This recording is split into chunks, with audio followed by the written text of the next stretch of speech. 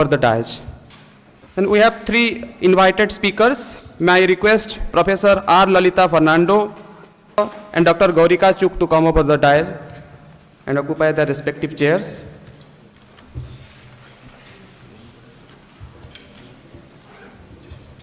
In this session, we have 8 paper presenters named Saroj Kumar Dev, Balaram Pradhan, Sudhir Chandra Jena, T. Venkata Rao Subudhi, N. Nagarajan and Manoj Kumar Patnaik, Shivani Mishra,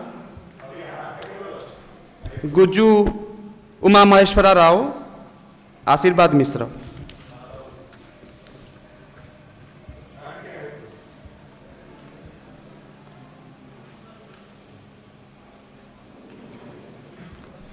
Esteemed Chair, Professor Arun Kumar Patnaik. Invited speakers, Professor Lalita Fernando, Dr. Gaurika Chuk, and all the dignitaries present of the dais, and all my dear students, friends. Again, I would like to extend a warm welcome to Technical Session 5. We have with us Professor Arun Kumar Patnaik, who will chair this session. He is a senior professor in the Department of Political Science at the University of Hyderabad. Earlier, he acted as the head of the Department of Political Science as well as the Dean of School of Social Science at the University of Hyderabad.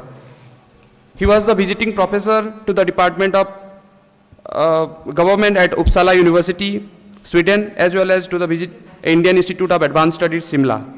His areas of interest include political theory, political thought, Gramsci's Marxism, democratic thought in India, political economy of development in India, India's secularism, etc.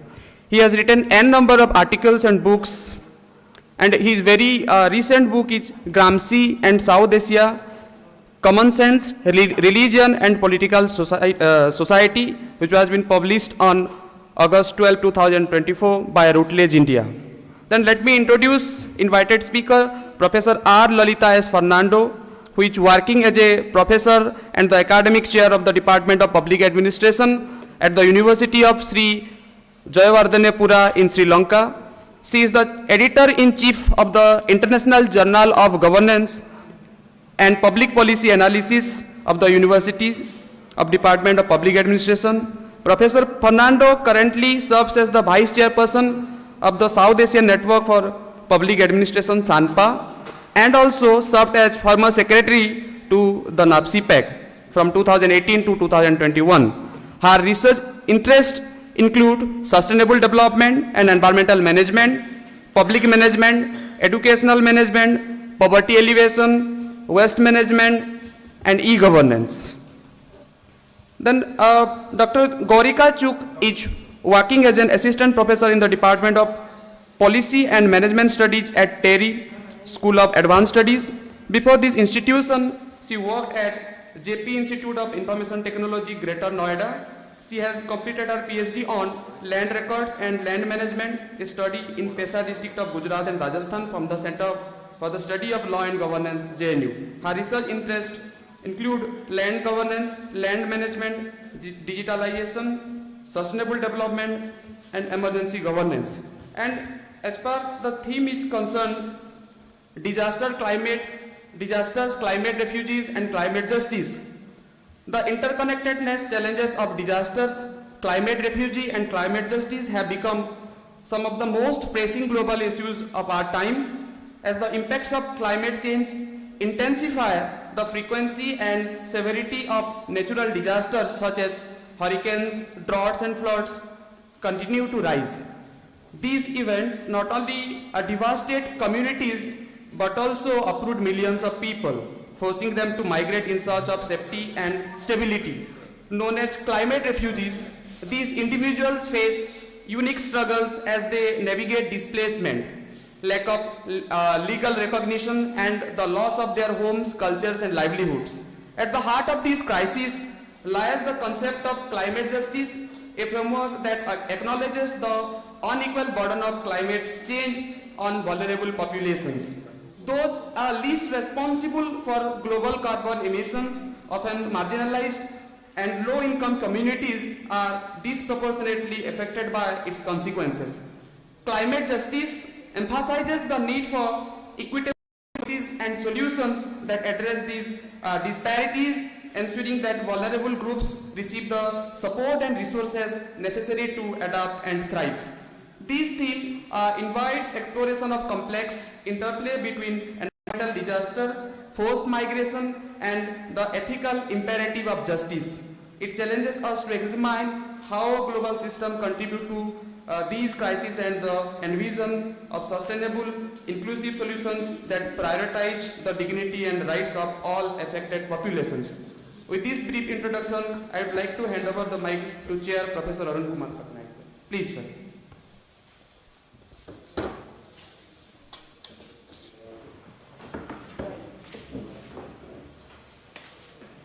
Good morning, friends. I will hear me through this mic. Good morning, friends.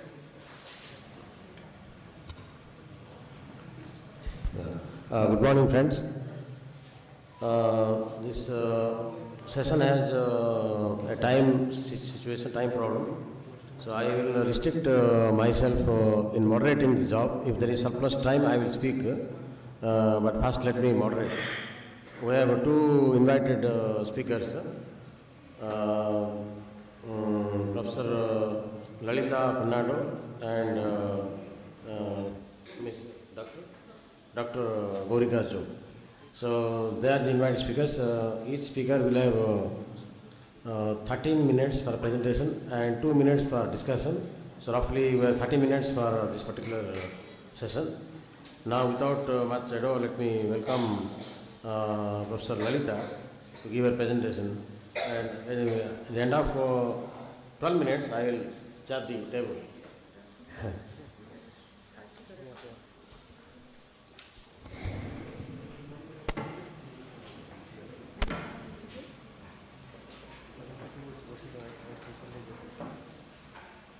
Good morning to all. It's okay? Yes, good morning. Yes. Good morning to all. Please share my presentations. Yes. Thank you very much, Chair of the session, and also the Vice Chancellor of the University, Professor Geetanjali, and even the Professor Amita is not there. Good morning, Professor Amita also. Thank you very much for giving this opportunity to share my research work with you. Especially, thank you. Yes. This is government intervention and community preparedness for climate change, evidence from selected divisional secretariat in Badulla district in Sri Lanka, because this work is based on with a field study, especially last October with my students. Yes. Thank you.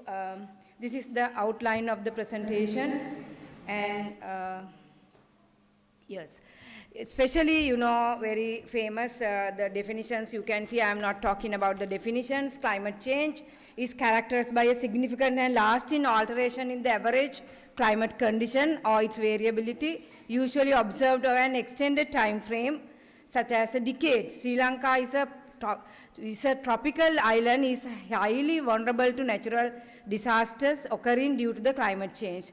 You can see the floods are one of the most common disasters often occurring during monsoon and affecting low-lying areas, and landslides triggered by heavy rainfall and deforestations are the other common the incidents. And also this study is based on the Badulla district. It is situated in the Uva province. I selected 6 villages within the Passara divisional secretariats in the Badulla district, an area widely recognized for its highly vulnerable to the natural disasters. This is the background because there are various incidences and several frequently happening in that areas, especially in Sri Lanka also. In that particular, the Badulla district is very disaster prone area. Even though there are so many plans to address particularly the climate change and the disasters, there are various national adaptation plan, national climate change policy, and also after the tsunami 2004 disaster management act. Those are the particularly aiming for the climate change policies. despite the various policies in Sri Lanka to mitigate climate changes, the effectiveness of the government intervention is a problematic one. Therefore, there's a gap in policy implementation and community engagement remain changes. Those are the recent incidents in the, the Badulla, Passara areas is very damages to the people's lives and their assets. You can see those are some recently happened incidents in the Passara and the Badulla districts. And also those are some kind of people's engagement and the army forces also, they are, clearing some kind of activities, are helping the peoples for these kind of events. Therefore, the problem is the Badulla district faces floods and the landslides often because of the both natural and man-made causes. About 69% of the land area of the Badulla district is in danger. Therefore, in December 2000, over 1,470 people from 608 families in 28 Grama Seva Niladhari division of the Passara were evacuated because of the extreme rainfall. That is why I took this area for our studies. On average, Sri Lanka experienced USD 330 million in annual disaster losses related in housing, infrastructure, agriculture and relief activities, even though the people are facing frequent disasters. Therefore, those are the incidents you can see, flood situations, and the DMC implemented early warning systems. And the country awareness programs reduces disaster impacts. Even though there is early warning systems, those kind of early warning systems also have sometimes it is working, sometimes it is not effective. Therefore, the purpose of this study is to find out the main reason for the less effectiveness of the current policies and provide policy measures to improve the effectiveness of the current policies of the disaster management to mitigate the impact of climate change in the Passara Divisional Secretariat. This is my research questions, reason for less effectiveness and the community awareness also I will talk about. And those are the climate change and disaster management, various proactive actions we can take in theory, such as preparedness, responses, recovery, mitigations. In the past, disaster management practice was top-down approach, but nowadays there may be some holistic approach and also it is compulsory for the bottom-up approaches also. Community-based disaster management is a very successful participatory approach for the risk management. Therefore, getting the ideas, knowledge from the community, getting risk community themselves, likewise actively engage in identifying, people can identify and analyze their, the risk analysis, implementation, we can get the people's involvement. However, those are some other countries' best practices. You can see UK, United States, China, Netherlands. There are some best practices. You can see Bangladesh, Europe, Japan, India, likewise. Those are the methodology part. Research area is 6 villages in the Divisional Secretariat, population, families, directly and indirectly affected by the disaster in the above village. Sample 60 families were selected from this area, purposive sampling methods and data collection, semi-structured open-ended questionnaire with face-to-face interviews and narrative and thematic analysis. Those are we went with my students. You can see some disaster affected areas. Our students are going those village areas to collect the data and they are going for the interviews with the questionnaire, unstructured questionnaire and observation also they are doing. So the sample, most of the people may be, the small, low income groups people, most of the families are about 4-5 families, different ethnic groups, both Sinhala, Tamils and also Muslim families there.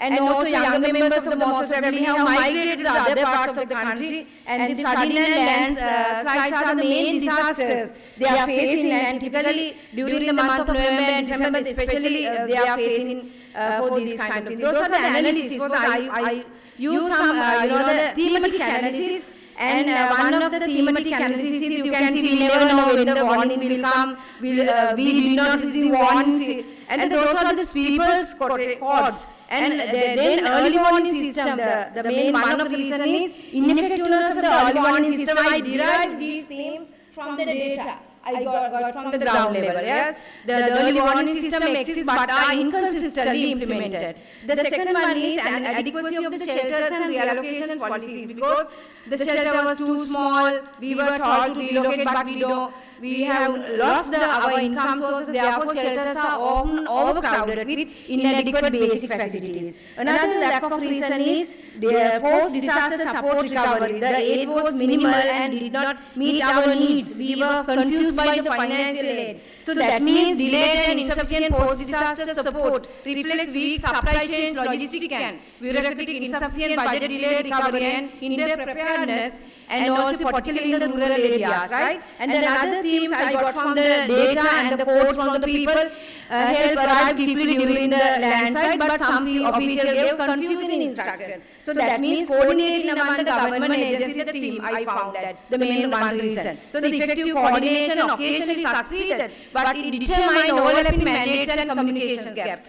Unified command structures enhance collaboration and minimize delays in the crisis response. And then another theme I got from the limited community participation. The respondents say, we know the risk, but no one asked for our inputs. Officials ignored our warning signs, like rise in rivers. Therefore, the community involvement remains minimal despite the recognized importance, and awareness programs and structured communication with local population can bridge this gap. And also, those are the, I found that communities preparedness for climate change in the Passara divisional secretariats in the Badula district.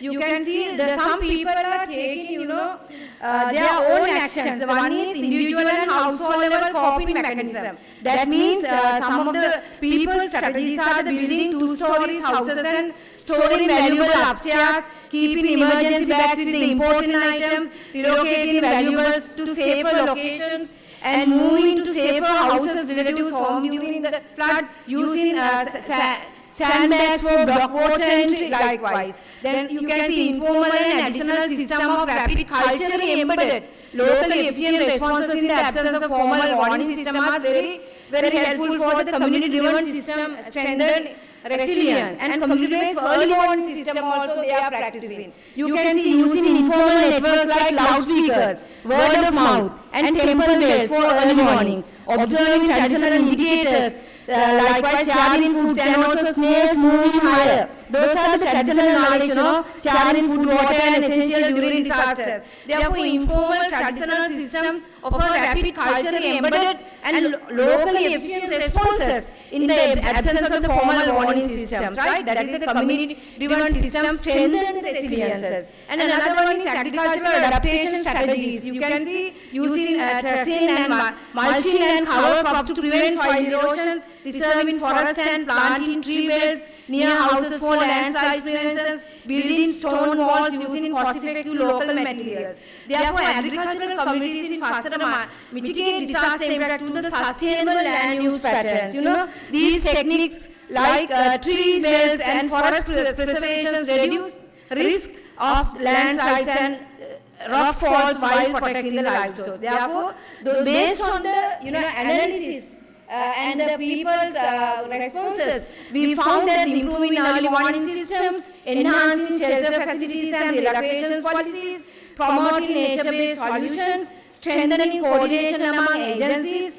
enhancing community participation, strengthening preparedness through the training and awareness. All these recommendations I got from the analysis. However, there are so many literature also confirm these kind of, the solutions. Therefore, these findings emphasize the multifaceted challenges to climate change and disaster management in the Passara Divisional Secretariat. There are several key factors which limit the effectiveness of disaster management policies: inconsistent early warning system, inadequate relocation and shelter facilities, delayed and insufficient post-disaster recovery efforts, poor coordination among government agencies, and the lack of active community involvement. Therefore, this study highlights several recommendations to reduce the challenges in disaster management, such as improving early warning system, enhancing shelter facilities and relocation policies, enhancing community participation, strengthening the coordination among the government organizations. Therefore, this is the the further research areas. I highlighted success of the community-based disaster risk management program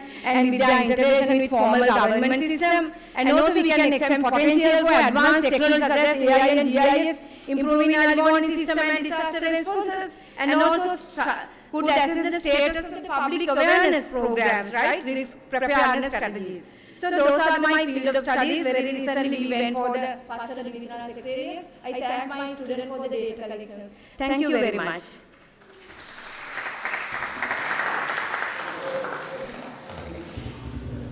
Thank you, madam, for a very timely presentation, and she finished even before early warning. She talked about early warning. She prevented early warning from the chair. That's a very important note.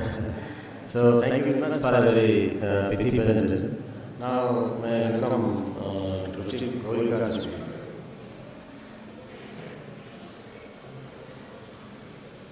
Same 30 minutes.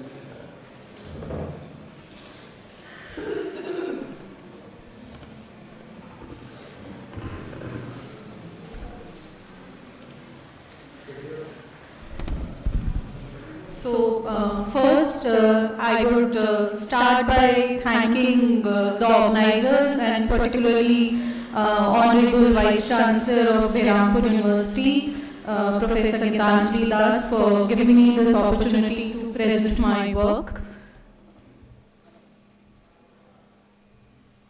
Slide.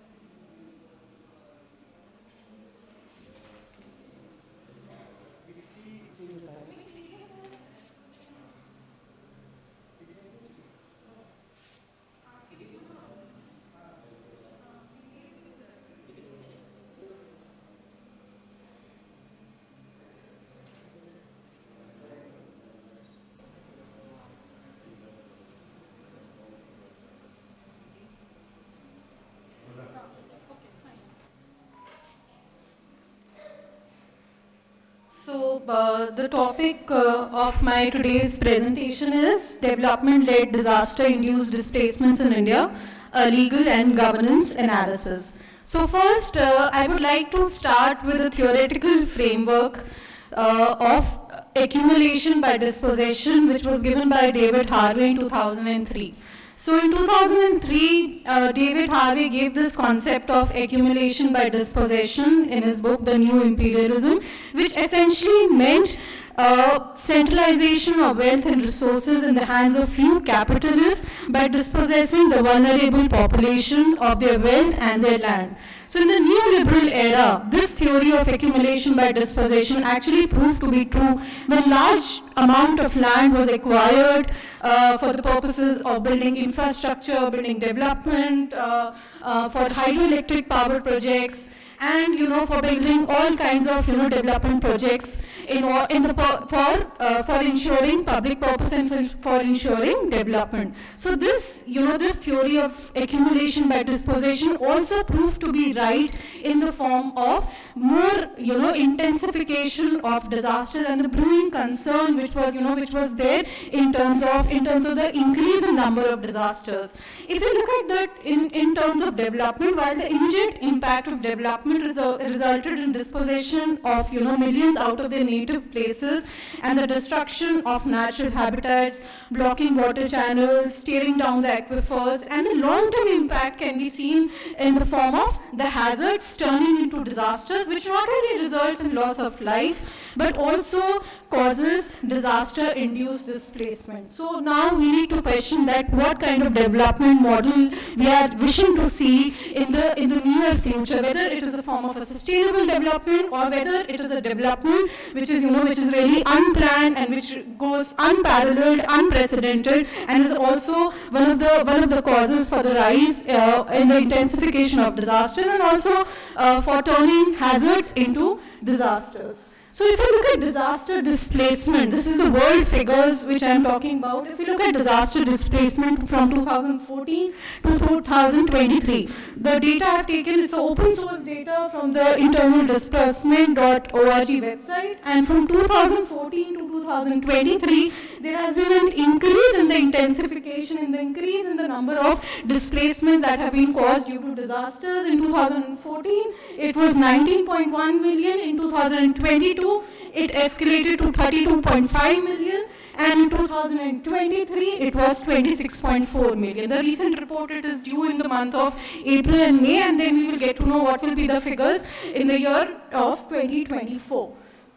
And this is the India figures. If you look at disaster displacement in India from 2008 to 2023, there have been 56.5 million internal displacements, and a total number of 370 disaster events have been reported in this period from 2008 to 2023, between a period of 15 years. So let me just, take some examples to make, to actually clarify things. So let me just start with the Uttarakhand floods 2013. So in the Uttarakhand floods, immediately after the Uttarakhand floods of 2013, the Ministry of Environment and Forests, as per the directions of Honorable Supreme Court, had set up an expert committee to study what is the role of hydropower projects that had resulted in environmental degradation of the fragile ecosystem of Uttarakhand, and was also one of the causes which led to the 2013 floods. So the basic idea, the basic objective of that study was to examine the role of 24 hydroelectric power projects which were there in Uttarakhand, and what is their role, what is the connection between the floods and the role of the hydropower projects. So it was in the findings of that report, it actually came out that the hydropower projects, they alter the natural flow pattern of rivers, and they are driving the water upstream of a dam into a tunnel and drop it several kilometers downstream in order to obtain a larger head. It also, it was also highlighted in the report that because of these hydroelectric power projects, it has actually, resulted in, destroying the wildlife protected areas, destroying the wildlife habitats. There's loss of forest area, critical wildlife, and it was also mentioned in the report that the compensatory afforestation which has been done in the plains of Uttar Pradesh, it fails to actually compensate for the environmental losses in Uttarakhand. Recently only we have seen that, in November 2024, I was reading that the Supreme Court panel, after this report which came up, it was said that there has to be a complete ban on the construction of this hydroelectric power projects.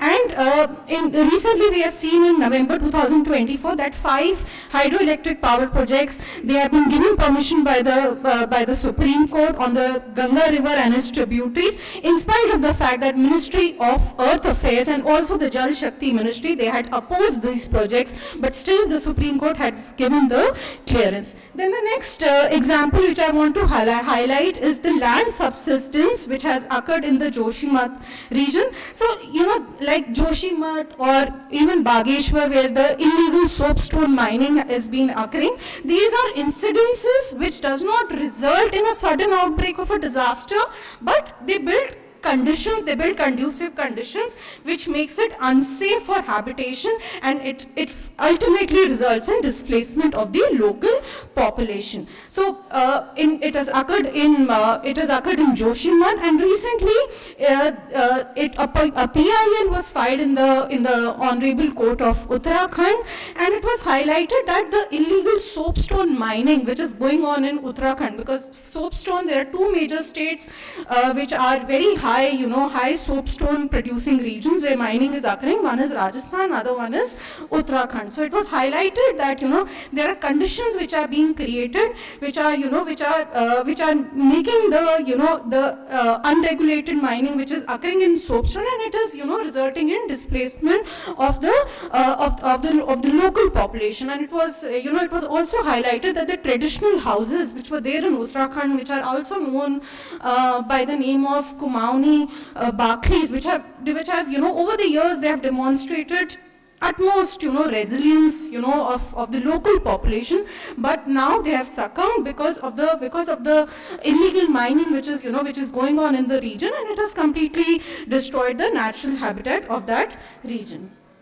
So if you look at the international legal framework which is there for displacement, the traditional international legal framework which was there for displacement was the 1951 Refugee Convention. But the 1951 Refugee Convention, it fails to mention displacement caused by disaster. It mentions displacement by race, religion, nationality, but disaster was not there in the 1951 Refugee Convention. So in order to deal with the limits of the Refugee Convention, as it did not recognize the internally displaced people because of the disasters, the United Nations in 1998, it drafted the guiding principles on internal displacement, and it particularly mentioned displacement due to natural or human-made disasters and who have particularly not crossed an internationally recognized state border. Since people do not cross an internationally recognized state border, then the ultimate onus, the ultimate responsibility falls on the state to actually protect and to actually provide rehabilitation to the people who have been displaced because of disasters, and to protect their human rights, and to provide humanitarian assistance to these people. So these are the guiding principles on internal displacement. It can easily be classified into 4 categories. One is protection against displacement, during displacement, the framework which is there for humanitarian assistance, and what will be the protection during return and resettlement. Now, if you look at the legal framework which is there in India, the legal framework to, for preparation, for mitigation, for response and recovery is the disaster management framework. And the disaster management, in the Disaster Management Act of 2005, disaster has been classified as a catastrophe, as a mishap, as a calamity, but it fails to, actually mention the people who actually gets displaced because of disaster, or even, when conditions are not, like, for example, like I gave you Joshimat's example or Bageshwar example, where a disaster is not occurring, but there are conditions which are forcing people to actually, migrate to safer places. So this has not been, mentioned in the Disaster Management Act of 2005. Even the recent amendment which has come in 2024, that also fails to mention, that how the internally displaced people will be protected, and even the guidelines which are there, the 2019 guidelines which are there, which came up by NDMA, that also fails to, mention that how these people will be protected. So what can be done? We have all talked about, that what is the problem. So now let's come to the solution. So the number one solution which I would like to propose is that we need to map the vulnerable areas which are, extremely vulnerable to such kinds of disasters, and where, such kinds of conditions which are going, like, for example, Joshimat or Bageshwar, where such, conditions are there which are, making people, migrate to safer places. So we need to, risk mapping has to be done. The second is that we need to incorporate the guiding principles which are there on internal displacement, and we need to integrate them into the disaster law framework. Then also coordination, of course, is important with, with other agencies, and also information percolation should be done. And also, like, risk sharing with the SAARC countries, because we cannot see India in silos. India is, largely part of the South Asian, South Asian countries, the South Asian framework. So risk sharing also needs to be done with the SAARC countries. Thank you.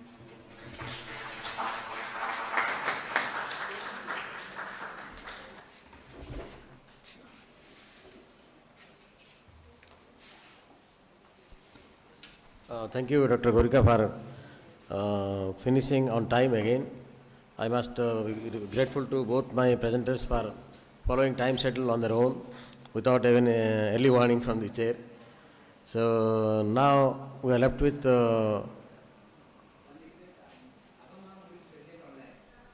okay. She's present online. I see. Okay.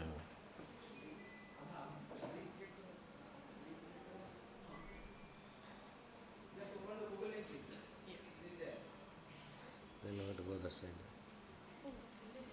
Can we go down? You can go down. No, we'll turn that side.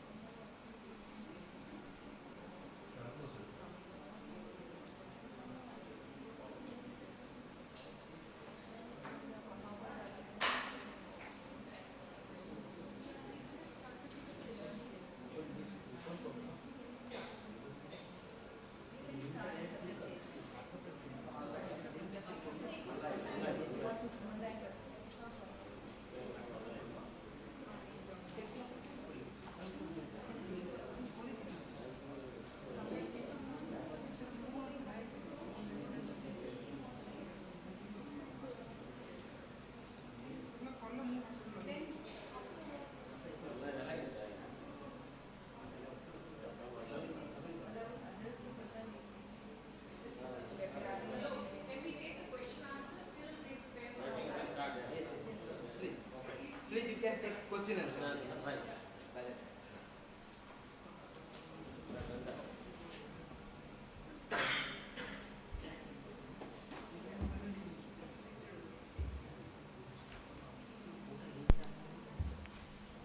Friends, there are 5 minutes to go for questions and answers.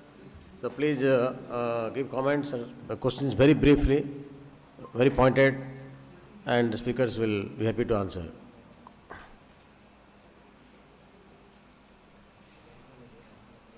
Fascinating presentations.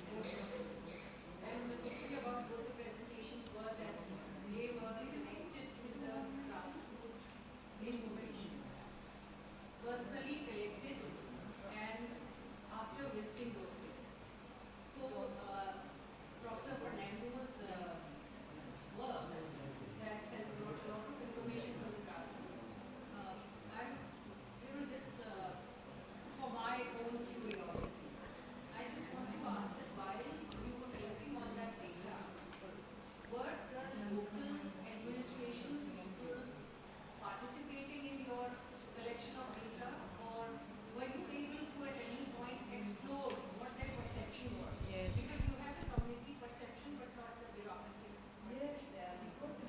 Anyway, we got the approval from the authorities, and every year, because as a disaster management subject for the undergraduates, it's a, some research methods also, we want to give the training. We are going, maybe 120 students participated with the permission of the administrators. They say they want to know the effect, the reason for effectiveness. The administrators also would like to get that kind of information. So they are not taking any, disturbances. So the students got the information, and with our guidance and all the informations and the reasons we collected from the themes and the quotes from our people. So that are highly the valuable reasons. So we send these documents to the administrators also at that area. Yes, that is very important one, to correct and enhance the effectiveness of actually they are doing, administrators are doing something, but not much effective. That is the thing. But so we highlight main reason for the less effectiveness, and also community has some kind of their self-preparedness. That is very much important to reduce the impact of the climate change. Yeah, all are original data sets. Yes, thank you very much. Yes. Anything else? Anybody else?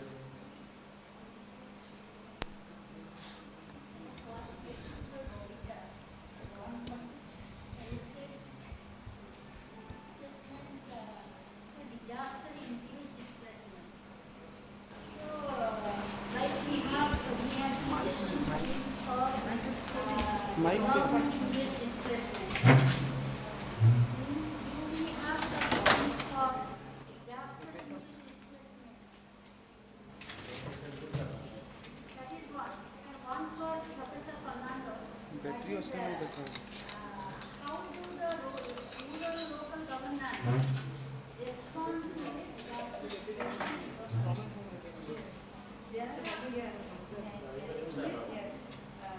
there are, the divisions, there are the personal divisional secretariats, there are divisions, there are some disaster management, the branches, and handle with the local governments. They are collectively doing some kind of responsive activities and rehabilitation activities and the preventive activities. And the local governments and the national government agencies combinedly work. But sometimes there may be lack of coordinations. That is the thing. But they are combining, yes, their activities. So ma'am, when it comes to rehabilitation and resettlement, we do have a policy when it comes to land acquisition, like the 2013 Act, it particularly mentions the R&R policy. But when it comes to disaster-induced dispossession, we do not have a specific policy which deals with dispossession. It is only the district authorities, they sprung into action and take ad hoc measures whenever a disaster displacement occurs. But as far as a specific policy is concerned, we do not have a specific policy which deals with dispossession. The slide that you had shown on the future, year-wise, the 2020 when the COVID started, it reached its peak, 31 million. And then when the COVID ended around 22, it further reached higher, 33 almost. Because at that time, there were Pakistan floods that had occurred. So in Pakistan flood, because of the floods which had occurred in Pakistan, the displacement actually peaked. So that information is for South Asia or for the It whole was for the entire, the entire world data. Yes. and regular data about There is. If you want, I can send you. maybe you can bring it up in the house. Okay. Thank you very much. I think let's go to the next presentations, Sanjay. If she is not ready, let us skip. If she is not ready, let us skip. Let us go to the next presentation. We can't wait. Huh? Let us start with papers. How many papers are there?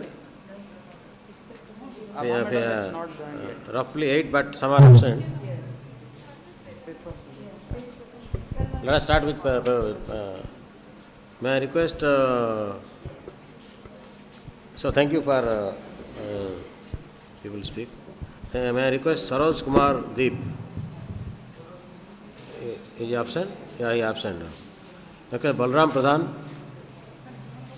Come here.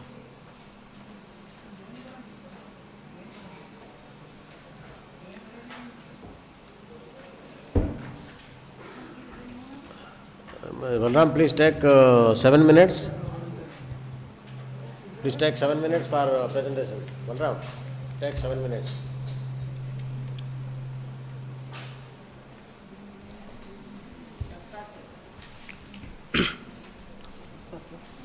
Lost lot of time. Lost lot of time. A very good morning to one and all. Esteemed chair of the session, Professor Arun Kumar Patnaik sir, and esteemed Vice Chancellor of the Berhampur University, Professor Gitanjali Das madam, and all the and respected all the invited guests on the dais and off the dais.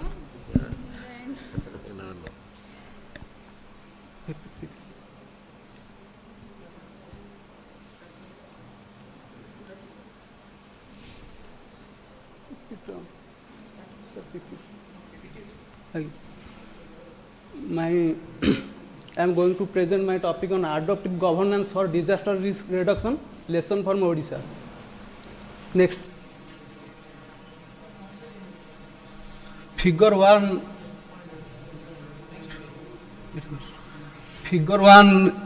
shows that earthquake vulnerability, and figure 2 reflected wind and cyclone vulnerability. Figure 3 reflected flood vulnerability. Described that Odisha is too much vulnerable to natural disaster, particularly to earthquake, cyclone and floods. Odisha's vulnerability to natural disaster is primarily due to the geographical location along the Bay of Bengal, which exposes it to frequent cyclone and heavy rains. Disaster management is crucial for Odisha due to its high vulnerability to natural disaster, and it involves basically 4 phases, such as mitigations, preparation, response and preventions. Despite these challenges, Odisha has made remarkable progress over past 2 decades. After the devastating super cyclone of 1990s, the state transformed its disaster management practices. Odisha adopted innovative strategy including decentralized decision making, empowering local communities and using advanced technology which is come under adaptive governance. A review of literature found that the research gap figure highlight a potential research gap is adaptive governance, disaster management and Odisha disaster management system. For this study, I have taken 3 objectives. The first objective is to identify the key components of Odisha adaptive governance approach to disaster risk reduction. And second objective is to examine the roles of community engagement and participation in Odisha adaptive governance approach to disaster risk reductions. And the third objective is to understand the perception of different stakeholders on the effectiveness of Odisha adaptive governance approach to disaster risk reductions. Methodology: the study employs secondary research methodology to examine the adaptive governance approach in Odisha, India, and its contribution to effective disaster risk reductions. A comprehensive review of existing literature was conducted, including academic journals, books, and report.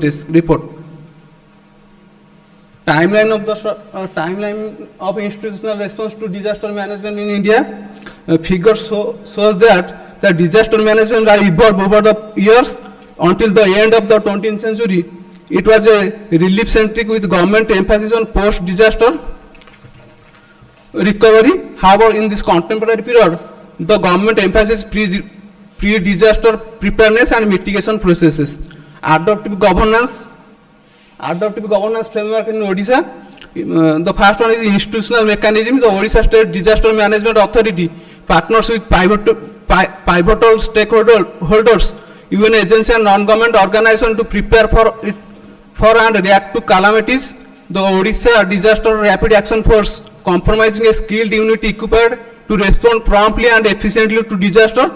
The second one is the role of community-based organization in Odisha play a crucial role to disaster risk reductions by raising awareness, mobilizing resources and implementing community-based disaster risk reduction strategies.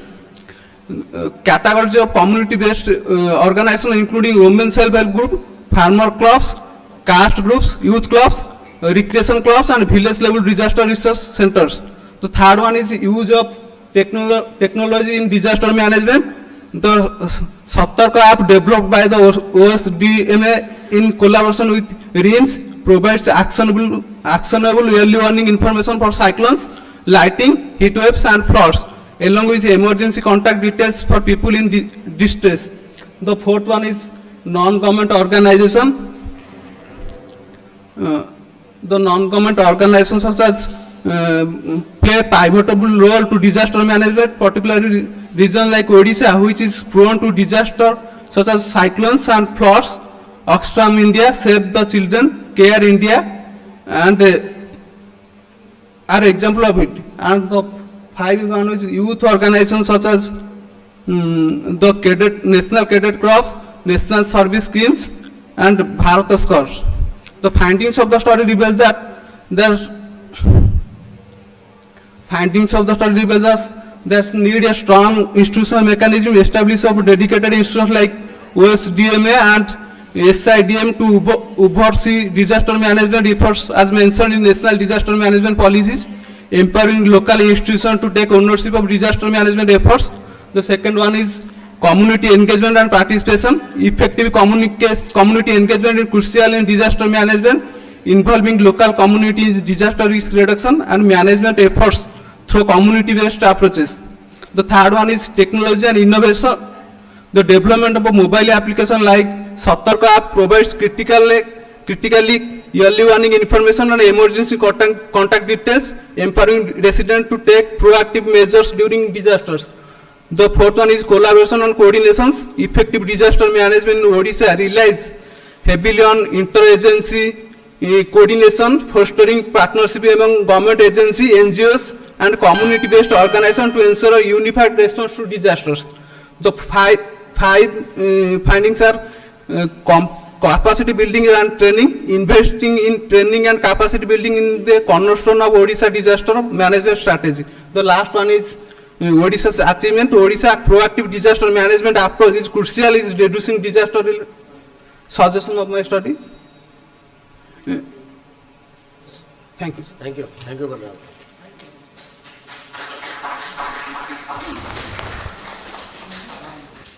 Now,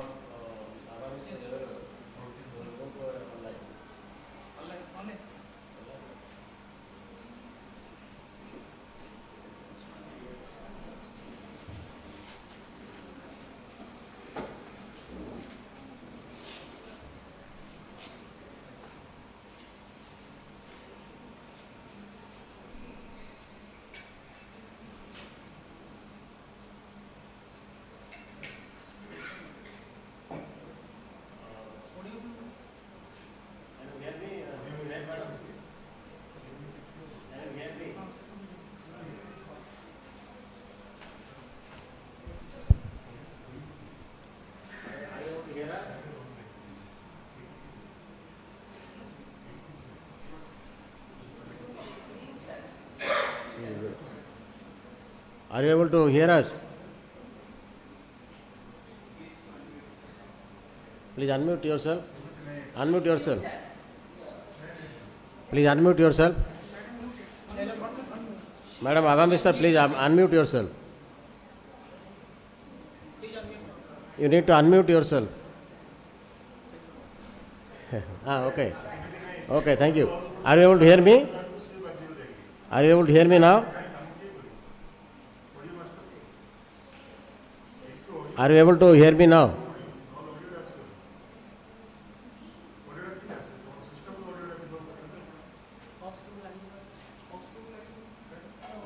Video to dekha hoji audio.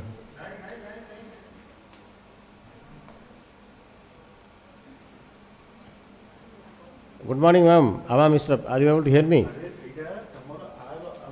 No, she is not able to hear. Huh? We are on mute. Huh? Oh, hey, why don't you unmute? Please unmute. Please unmute. We are on mute.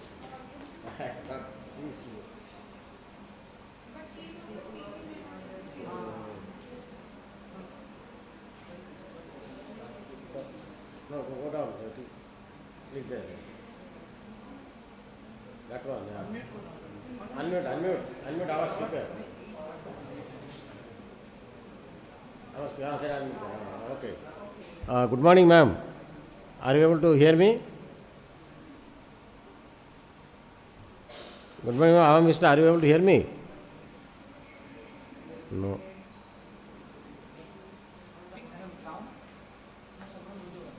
Some problem.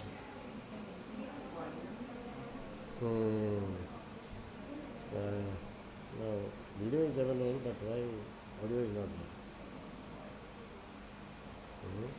Video अच्छी किंतु audio आसुनी. Online not working. ଟିକେ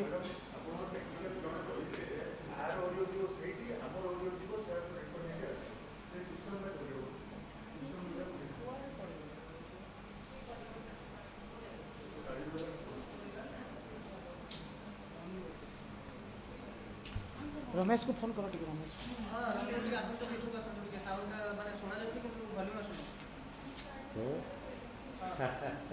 Can you go to another presentation now? you can go to the other presentation. Until this is done, let's go back. Okay, let's start.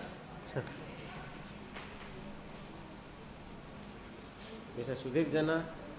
Sudhir sir please come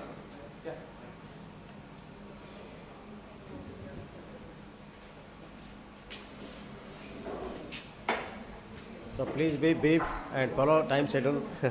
We are lots of time now.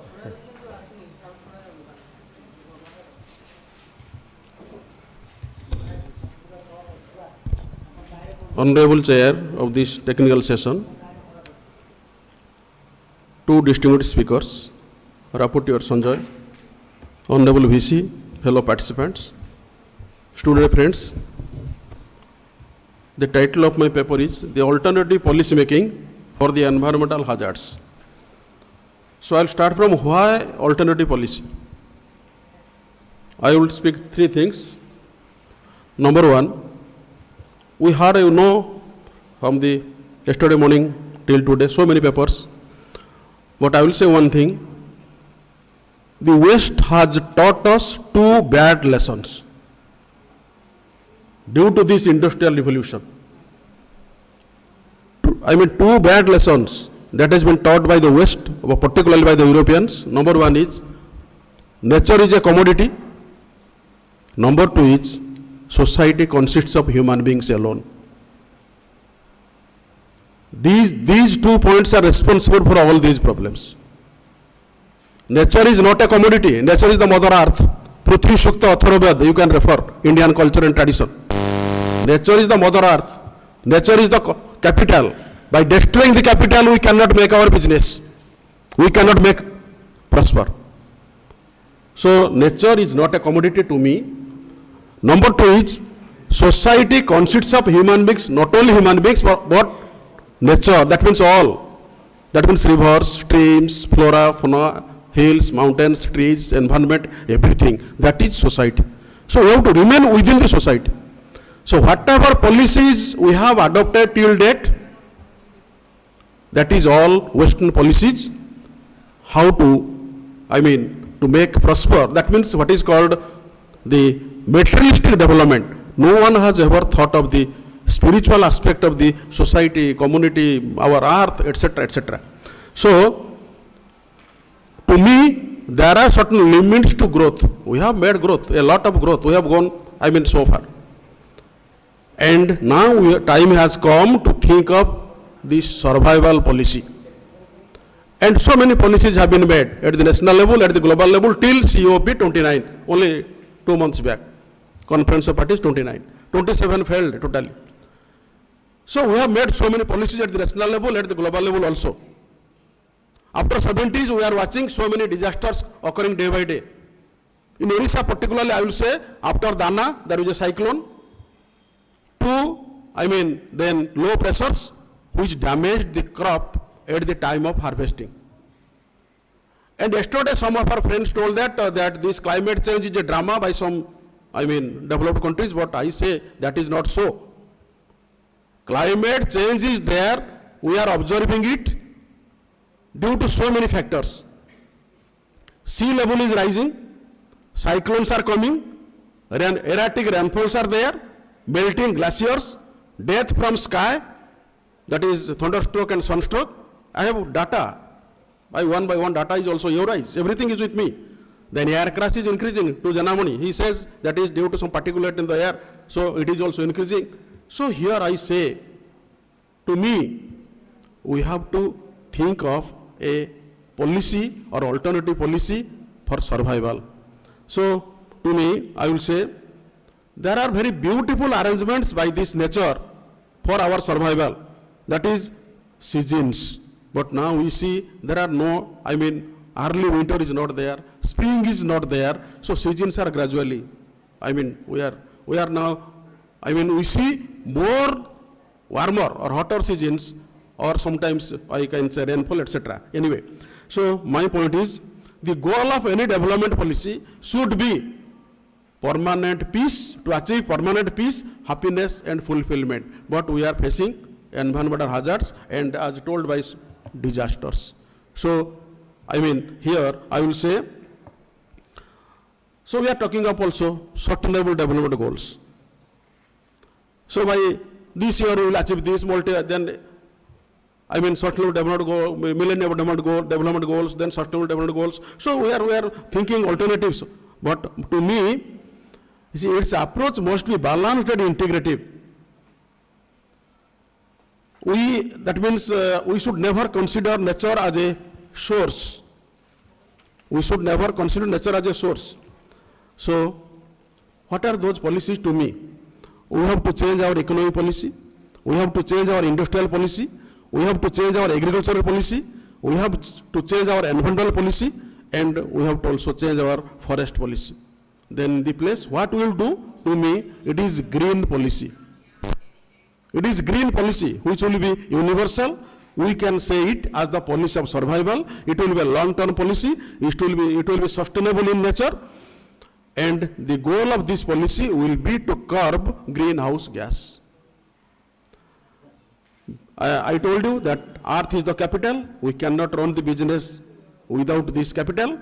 So, yes, sir. New ecosystem to be created, Now expanded it is. and developed. Yes, sir, you So, are audible now. forest management policy, water management policy and soil conservation policy should be there. In spite of so many policies, I will say, and I will conclude. At the grassroots level, we have to think of a Brukhya Mitra. That means a person who will remain in charge of every panchayat. That means in charge of plantation or to manage the forestry. Brukhya Mitra, that means friends of the trees. And again, there will be a climate manager at the every village level, so that we have to, prepare ourselves to think of the future of this, the problems caused by the climate change, etc. So to me, even if we have done so many things, so many policies, so the alternative policy is highly essential. So I will tell you who will do these things, who will manage these things. So you might have heard about, know about Acharya Vinoba Bhave, the working saint of India, he is called. He said, in this, policy making, in this program, I can't 5 persons will be there. I'm concluding, 5 persons. Sajjan, that means the good people, Mahajan, the moneyed people, Vidyajan, the learned people, then Rajya Shakti, means the government or the state, etc., and then the common people. So these 5, they must be united to achieve this, what is called the alternative policy for the survival of this planet Earth. Thanking you. Thank you, Dr. Jana, for alternative viewpoint. Now may I request Venkat Rao Subudhi? Yeah, she is available now? Okay. Ma'am, please unmute. Yes, sir, good morning. Can you give good me morning. the sharing so that I can do a presentation, or should I just speak? What would be better? Please speak, please speak. Please. Anyway, I welcome Mr. Ava Misra for... Good morning. Good morning. Good morning. Are you Can able you to hear hear me me? now? No, this is muted, no. Mine is muted. Call that unmute karo. Good morning, ma'am. Are you able to hear me now? morning, ma'am. Are you able to hear me now? Hello, can Hello. I start? Yeah, please start. Anyway, let us start. She's not able to hear me. Let us start. Please start. Okay, right. Good morning, everyone. This is a session specifically on, gender, climate change, and economic refugees. I would basically talk about the experience of displaced women due to the climatic shocks in the coastal Odisha. So I'm sure from the morning you have been hearing about what is the grim situation in the Orissa context, where we are always faced with various types of disasters because of our vulnerability, not only in terms of the geographical location, but also because of our the variety of geoclimatic conditions which are there in the state. It starts from the hilly terrains to coastal ecosystems to mountainous ecosystem to plain areas, and we are frequently visited by the cyclonic storms and the subsequent floodings which happens. Our 6-7 rivers also create a lot of sedimentation because it comes from different areas, so the sedimentation is also very high. But for my today's presentation, I'm going to talk about only the coastal resilience and also talk about the coastal ecosystem where we are facing a lot of ecological refugees, and which may also increase in the coming years. As one of the studies have found out that the coastal erosion has identified about 4 main zones where the coastal erosion is happening. How does these events impact increased displacement? Because of the one, of course, is the disasters. One, you've lost your land, livelihoods, homes, and you have to move into find a space for yourself where you will regain this. The second is, of course, there is also, due to the climatic factors, there is a rise in the sea levels, and which is also impacting the condition of the soil in and around those areas. With the climate variabilities, you have seen frequent drought-like conditions, and it's not necessary a drought-like condition on a long period, no rainfall, but it could be short duration rainfall where the crops get damaged. So you have that also. So there is a need to understand all these dimensions. Now, when we come to the causes, what is happening is, of course, it is causing displacement, but it bringing in a lot of livelihood challenges, specifically to the agriculture and the farming, fishing communities. Land and housing losses are there, and the health and education, of course, suffers. Now, what is the intersection between gender and ecological refugees, specifically in the context of women? When we look at them, we find that most of these women face a compounded challenge, basically because they have the socio-economic conditions before any event is existing. And with the event, there is a higher loss of income, insecure living condition, heightened risk of violence. Uh, because they are not involved in the decision making, the leadership and the agencies do not give them a space to talk about when there is a need for community rebuilding, community resilience, or disaster recovery. And also managing household level adaptation strategies are not, when they are implemented, they are not part and parcel of that decision making. The policies suggest measures which is fit for all, and they forget that there are certain nuances with which women go through, and that is what is required. So women become economically dependent, the social roles change, sometimes also they become the head of their own households because of loss of family members or because they have migrated out and left them behind. So they are burdened with the child caring, elderly, sick, and also with very limited resources. And access to resources, which could be, financial resources from the government, or their own access to land rights or aid, uh, is limited because of their not being able to go and seek these things. And of course, the risk to health becomes more and more pronounced. Gender-based violence because of stress levels or because of other reasons. Reproductive health also reduces, their health overall reduces because of lack of intake of nutrition, and of course then it all leads to mental health challenges. Now, I will just take you through, keeping in mind the time constraint, I'll just take you through a very specific case studies, two case studies, which is one is the Satpaya resettlement colony, which is there in Kendrapada, and the other is the Padampetta in Kancham district. Both were settlements due to the coastal erosion and led to displacement. So, despite everything, they have to resettle. And when there is a forced resettlement, there is always a lot of courage, a lot of pushing which is required, because people are not interested to go. They still feel that they can still reclaim their lands. Because traditionally they were all agriculturists or fishermen in both the communities, it disrupted their traditional way of work, where men and women had certain very, very demarcated roles.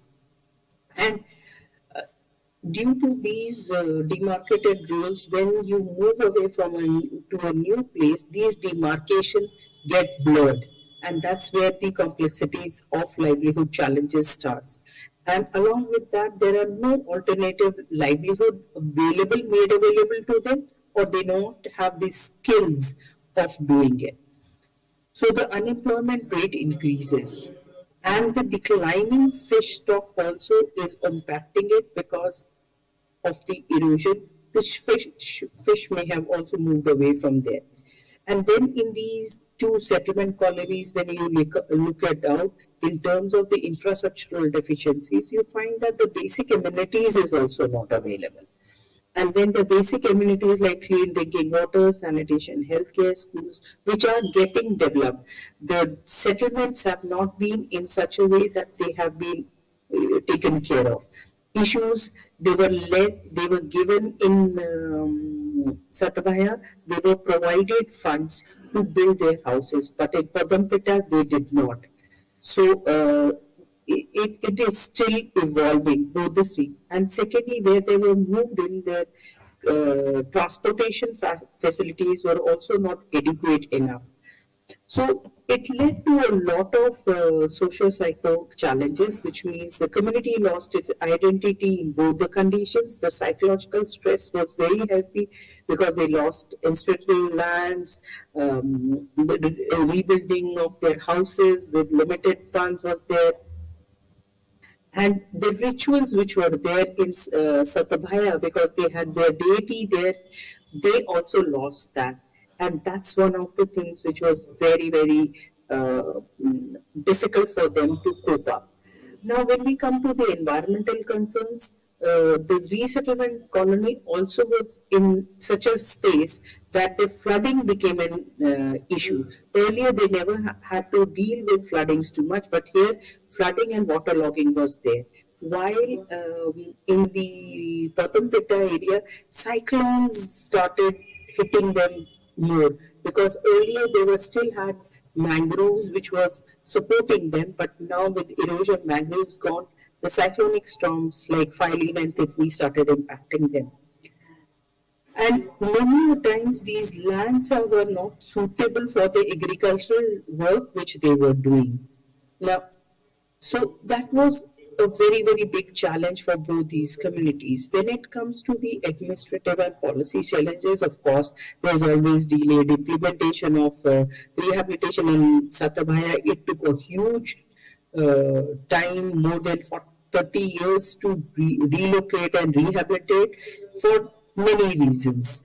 So people started moving out of those areas and going out in a different area. Then the policies were also not adequate.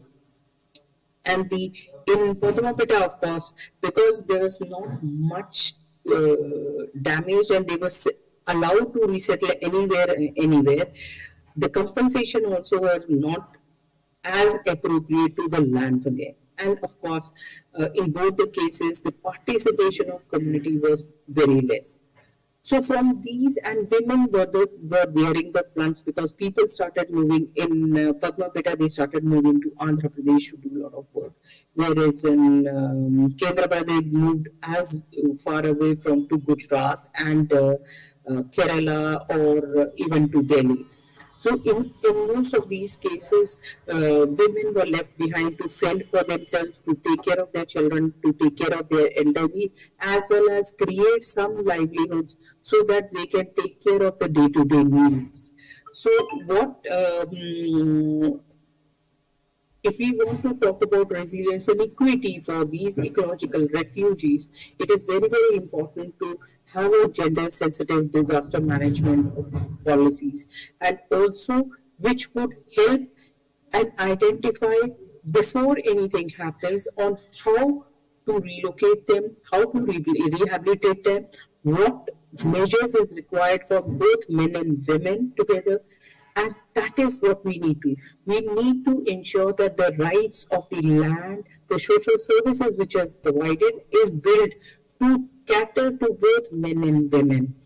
The livelihood had to be strengthened, keeping the capability and the skilling available within the women. And of course, women's participation at all levels, from the project design stage till the implementation stage and after holding, is very, very required. And the last point which I would like to make is that research and advocacy to understand what is the intersection of gender and ecological displacement, which can inform policy making, has to be there. There has been very, very limited studies on these ecological refugees. And when we look at climate change, yes, we talk about climate change, we talk about issues of adaptation and mitigations, but that all becomes technological related. We somewhere forget about the basic economic and social well-being of women who are facing these climatic shocks day to day. Women who have never left out from their homes are now thrust into the mainstream to work, to take care, to do double work. So it is very, very important to understand women's need in the context of their given situation. Both, it has been very, very clearly seen that both Padmapita and Satyabhaya had different needs of the women. Women in Padmapita are more enterprising. So if we are inskilling them for enterprises, they are quickly able to take it up, understand how to go about setting up an enterprise, marketing their wares. Whereas in Satyabhaya, the women had been mostly limited livelihood workspace. So they were not so much attuned to going into marketing, venturing out of their houses. So these two case studies really showcase that intersectionalities not only between the geographical areas, but it is also very, very important to understand the intersectionality between the gender and within the gender also, male, female, and the transgender, because we came across one or two transgenders who just had left from there and came down to either to Chhatrapur or Berhampur, or some of them also came to Bhubaneswar for some period. uh, their social acceptance and their involvement in the livelihoods and livelihood space get limited. So, more research is required, specifically to understand the intersectionality of it. The second is we also need to do a more long time study, temporal and timeline study on the changes which is happening due to climate change in these coastal areas. I would end here. Thank you very much for listening to me, and I'm open to questions, if any.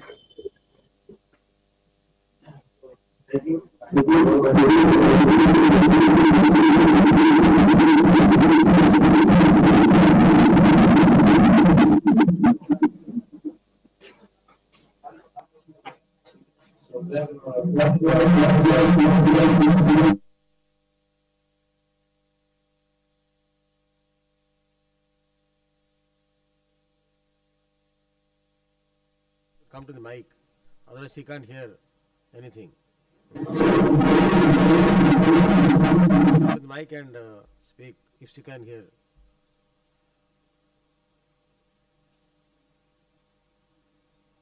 Anybody like to? Next presentation. But no. Yeah. Hello. Okay, ma'am. So no questions for you. Thank you very much for your presentation.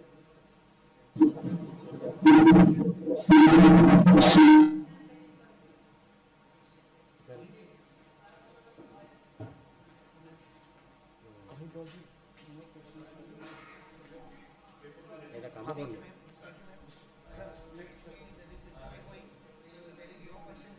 Hello.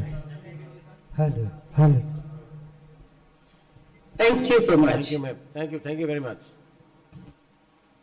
Thank you very much. Since there are no comments and questions on you, you can probably quit. Yeah.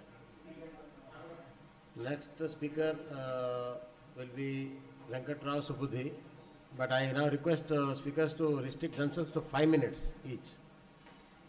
We can go only up to 11:35, not beyond it. So there are 6 speakers, half an hour for all. So let them speak for 5 minutes. To be fair to them, let them get 5 minutes.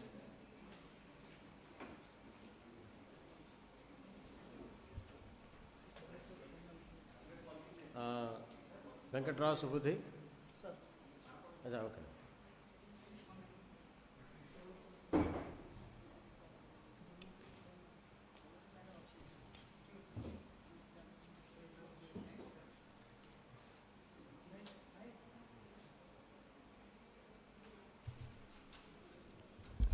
Good morning, everyone, respected chairs. I am honored to have the opportunity to share my research work, elimination of hexavalent chromium from aqueous solutions using low-cost dolocher. Surface and groundwater are polluted by heavy metals such as chromium, copper, manganese, iron, and zinc. This became a major issue over recent years. Chromium especially presents a significant risk as it is commonly found in waste from mining and manufacturing. When the untreated wastewater are discharged, they can pollute both surface and groundwater resources. Moreover, the level of chromium is the main issue. Various techniques have been explored to remove hexavalent chromium, including absorption, electrocoagulation, ion exchange, precipitation, and membrane filtration. But absorption is favored due to its effectiveness, eco-friendly, low cost, and availability. The challenge is the need for an affordable, efficient, and environmental friendly solvent for hexavalent chromium removal. To investigate the use of dolocher industrial waste byproduct as a low-cost agent, we have taken the experiment. Sources of heavy metals in the environment. There are different sources of heavy metals in the environment, such as natural sources, agricultural sources, industrial sources, domestic influence, atmospheric sources, other resources. List of major heavy metals used in industries and their sources. Copper, mining, electroplating, some sources like this, lead, arsenic, nickel, cadmium, molybdenum, chromium. Chromium is mainly mining, industrial coolants, chromium, salt manufacturing, and leather tanning. Heavy metal pollutants in the world. Minamata disease was first discovered in a Minamata city in Japan in 1956. It was caused by the release of methyl mercury in the industrial wastewater from the Shiso Corporation's chemical factory, by which the fish of the bay has been affected, and the living human beings, cat, dog, pig, and are continually suffered since 30 years. Again, Itai was also a documented case of mass cadmium poisoning in Japan. Major heavy metals contaminated sites in India: chromium, Tuticorin in Tamil Nadu, and Sivgam mines in Jharkhand, lead in Ratnam, Madhya Pradesh, chromium, Ranipet in Tamil Nadu, and mercury, Kodaikanal in Tamil Nadu, arsenic, Tuticorin in Tamil Nadu, Balia in West Bengal, and other districts of Uttar Pradesh. Effects of chromium pollution in women. When women estrogenic increase the retention of chromium in the body, many women who take birth control pills to control their premenstrual symptoms, menstrual cramps, and concern are actually creating a critical situation with their bodies, which will exacerbate those exact symptoms. Effects of chromium in children also. When the estrogen levels rises in pregnant women, the retention of chromium increases in their body. This chromium toxicity will pass through the placenta of the unborn child. So many children are born with higher toxic levels of chromium and other heavy metals, which were stored in their mother's body. The diseases like ADD, attention deficit disorder in children, as well as teen depressions, bipolar, and even schizophrenia. Permissible standards, these are the permissible standards, and we have taken the low cost option like availability agricultural waste and industrial waste. It is the dolochar is the byproduct of industrial sponge iron industrial waste. Benefits of dolochar. This is the experiment we have carried out. Through a pellistatic pump, we control the flow of the influent waste through dolochar over a time of period. It gives as a result, as the graph shows, when the time, minimum time we observed for 60 minutes, it gave 75% efficiency. During 80, it increased to 80, 100, it is 84. In 120, it got a saturation level of 88%. Afterwards, it is for 140 minutes, 160 minutes, 180 minutes, it go parallelly to 88% only. This is a summary of my findings. Thank you.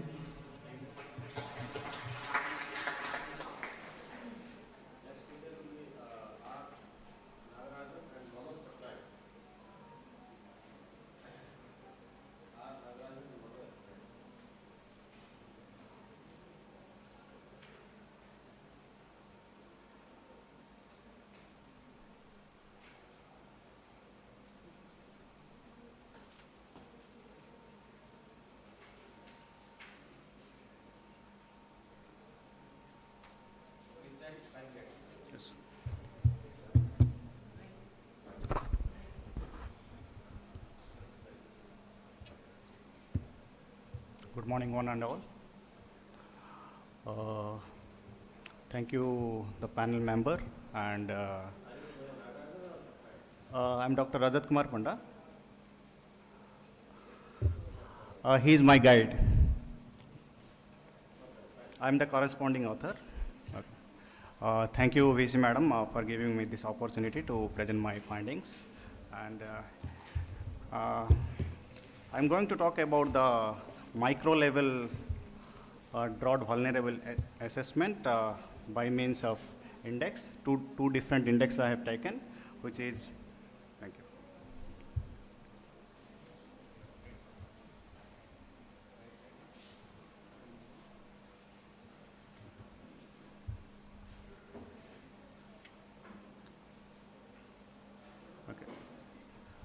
So,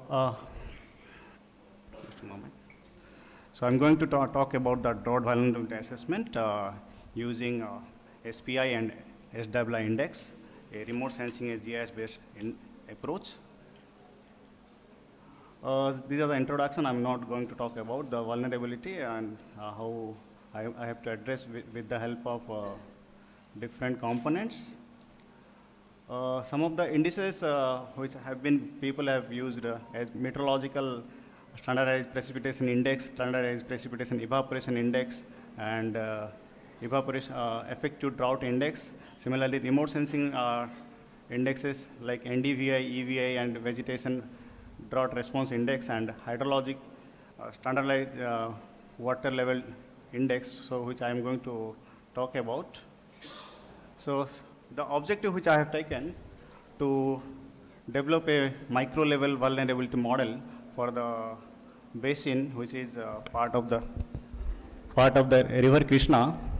So based on the exposure, sensitivity, and adaptive, three different elements I have taken. So this is my study area. So on the right, what you see, there is a Cartosat 1 digital elevation model, so which is representing part of river Krishna, lower river Krishna, which is an area of around 4,500 square kilometer, covering 2 different districts, Mahbub Nagar and Rangareddy districts. So this particular area comes under the tropical to subtropical region. So these are some of the crop details which are normally growing in the Kharif and Rabi season. So the main problem is the irrigation water, which is normally available in the Rabi season. If they don't get it from the surface water, they go for the over-exploitation from the groundwater bore wells, which has a depth around 80 to 100 meter. And normally, if we look at the soil types, mainly here the clay, and because clay is considered as the finest sediments, which normally absorbs a lot of water. Water holding capacity is good. So here I have chosen this first one is the SPIs, which is based on the precipitation as an input in the hydrological cycle, and these are already established values, and based on that we can calculate a different categories of drought in the form of mild, moderate, severe, and extreme drought. Similarly, I have taken another remote sensing based normal difference vegetation index. So here I have taken the near infrared and red band by near infrared plus red band from the Landsat 7 data. So, and here are some of the values which are also indicating about the whether in a particular land use cover, whether the what is the crop health condition. So here from the Landsat 7 data, I have produced a 5 different land use land cover map, and over that the NDVI values I have kept based on the previously whatever I've shown the formula. So on this, mostly the agriculture patches, which is covering around 1126 kilometer, which is mostly dominated in this area, and trying to find out how people or the farmers are being vulnerable because of extra over exploitation of groundwater if they don't get the surface water. So this is the standardized water level index to identify if there is any groundwater drought is presented or not. So similarly, I have taken some of the values to find out the extreme, severe, moderate, and mild droughts. So to find out the vulnerability assessment in the grassroots level, every single villages which are coming under this particular basin. So I have taken 7 different vulnerability indicators, and I have taken the weightage according to its susceptibility to drought. So for the vulnerability, I have expressed in terms of exposure, sensitivity, and adaptive capacity. So this particular slide shows on the left there is a standardized precipitation index. So So this particular picture shows on the left, so moderate drought, extreme drought in different parts of the year, so which is showing the frequency factor. Similarly on the right, the monsoon and pre-monsoon, post-monsoon, how it has been fluctuated during several years. So these are the different index I have taken: exposure index, then sensitive index, and adaptive capacity index. So all these things I have just overlaid using a weighted index overlay method, and the interpolation technique I have used to find out the vulnerability indices at the every individual villages. So this is my finest vulnerable map in the particular basin. So this is my results and discussion. And so there are many villages which have taken the sensitivity index, exposure index, and adaptive capacity index. And based on this finding that there are many villages which are on the hills, because they cannot store the water which is normally gone in the form of surface runoff. So in those areas are highly vulnerable, whereas those villages which are very near to the valley area, so they are less vulnerable. Thank you.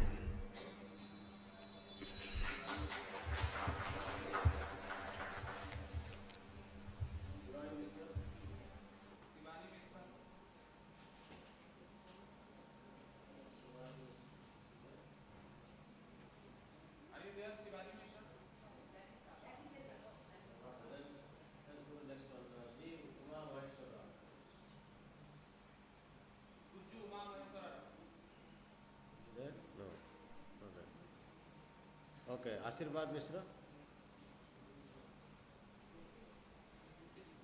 So they are not there. I think is there? Okay. He is the one present.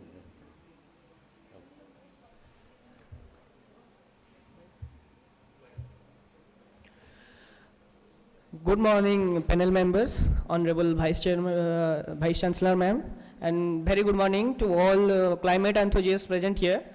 My name is Ashirbad Mishra, pursuing PhD under the guidance of Dr. Saroj Kumar Sahu, and I am going to present on the topic of decoding Indian megacity Chennai's air quality, a bottom-up analysis of pollution sources.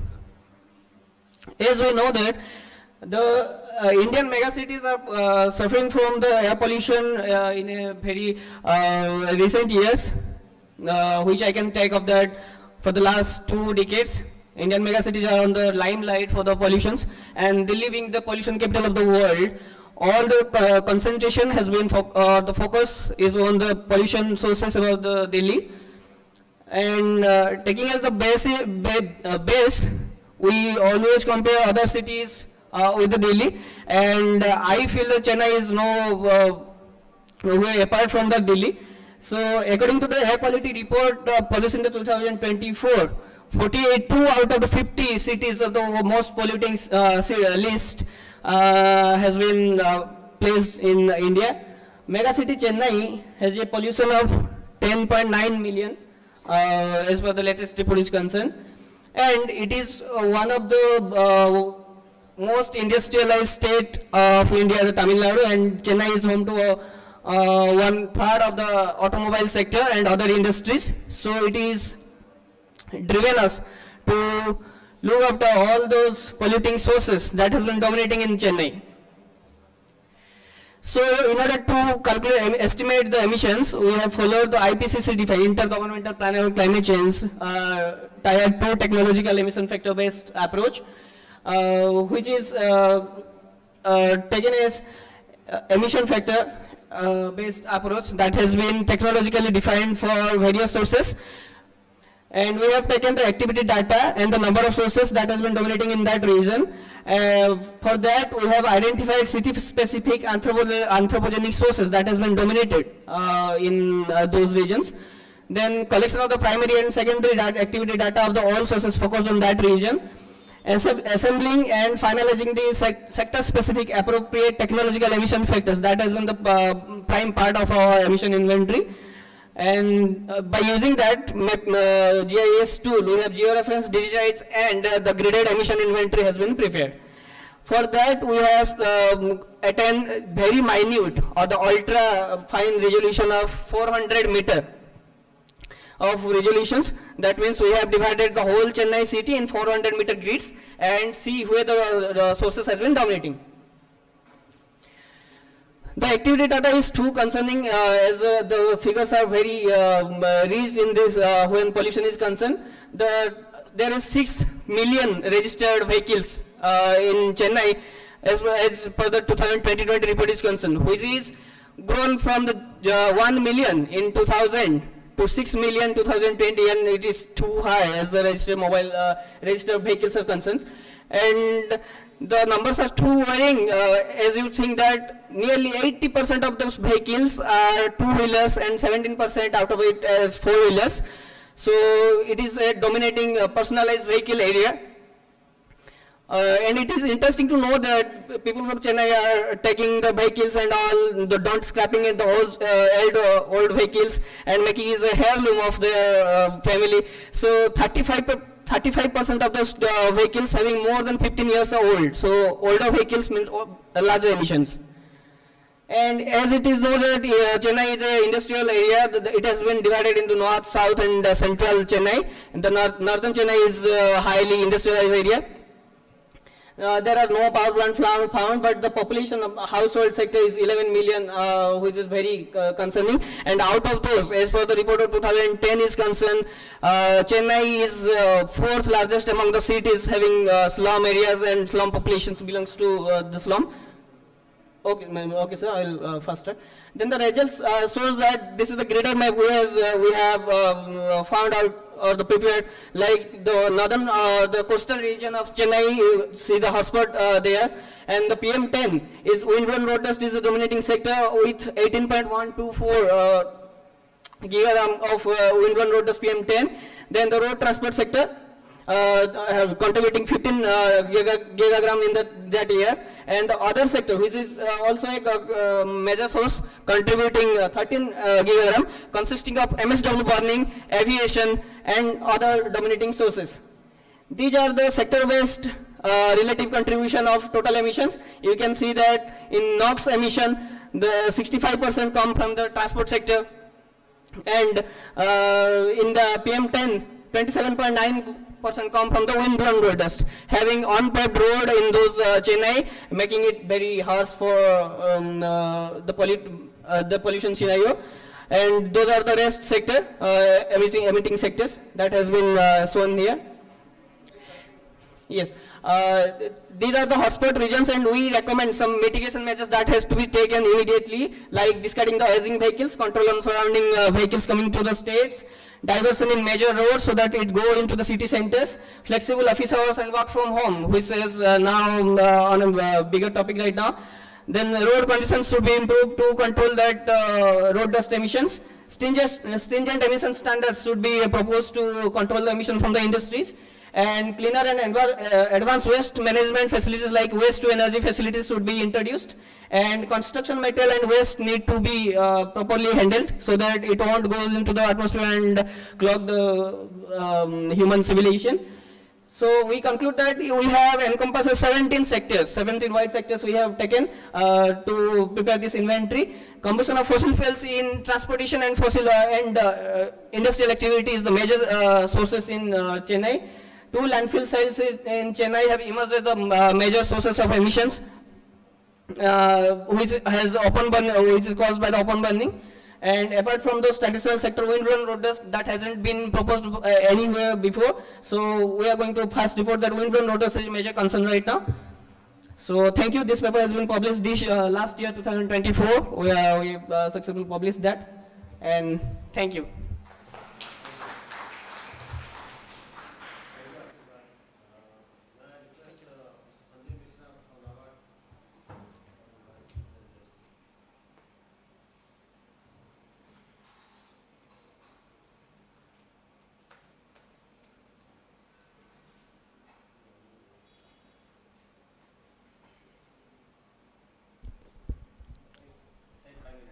Yes, 5 minutes. Good afternoon, everyone. Respected professors, panelists, and guests on the dais, off the dais, and all other participants.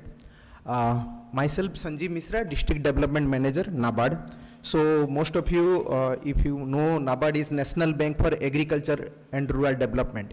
The organization set up by Government of India, that only developmental financial institution in the arena of agriculture and rural development, which has been set up as per the Constitution of Government of India in the year 1982. So first of all, I am thankful to Berhampur University for organizing this type of seminar, and we are also one of the sponsor for this program. And also I am thankful to Mrutyunjay sir for giving this opportunity to speak 5 minutes on NABARD's role in climate change. So since NABARD is the developmental financial institution in the agriculture and rural development sector, so from the year 1992, we are working in the area of climate change. So as all of you know, NABARD means climate, we talk about mainly two aspects. One is mitigation and another one is adaptation. So government of and NABARD has been working with various international fund as well as national fund. NABARD is the national level implementing agency or entity for National Adaptation Fund for Climate Change, through which various stakeholders, including state government, university, KBK, NGOs, other research institute, take up various types of project related to climate mitigation and adaptation. Then also the Adaptation Fund Board, which has a kitty of $10 million, that also NABARD is the national level implementing agency. Projects are implemented across India. And the largest financing mechanism that is available across the globe in terms of climate change, that is the Green Climate Fund. NABARD is the only direct access entity at Government of India level, through which large size project of $250 US that can be $250 million USD that can be also supported. So in state of Odisha, already in Nuapada district, one adaptation fund board project on National Adaptation Fund on climate change for the vulnerable communities of agriculture communities in that area is being taken up through Department of Water Resources, Government of Odisha. Similarly, under Green Climate Fund, also in 15 districts of Odisha, recharging of groundwater and solar micro irrigation, Department of Water Resources, Government of Odisha is taking up with support from NABARD and Green Climate Fund. Besides, NABARD is also working on promoting various green financing model through banks, like now the various Government of India schemes like the PM Kusum, PM Suryaghar, which are focusing on solar based models. So how bank can take up so that beneficiary or the ground level mass can get these units at a very lesser cost. So NABARD is also policy advocating in that. And last not the one, NABARD from its own initiative has its own Center of Excellence in Climate Change at Banker Institute of Rural Development in Lucknow, where many stakeholders get the capacity building program from state government to NGO to societies to KBK. So that is the Center of Excellence for Climate Change that NABARD has set up from its own fund. Then from its own fund, NABARD had its also Climate Change Fund, through which various types of capacity building program or innovative projects under climate change are being taken up by various stakeholders. And also NABARD is promoting watershed activities and tribal development activities, through which soil and water conservation, which are the main two important impacts of the agriculture communities when climate change is concerned, that is also being taken up. Also in watershed areas, climate proofing of watersheds. Then also NABARD is working with GIZ and other foreign agencies to promote climate sustainable livelihood activities, climate adaptation activities in various areas across the state and across the nation. This is in short NABARD is doing in various sectors related to climate change. Thank you.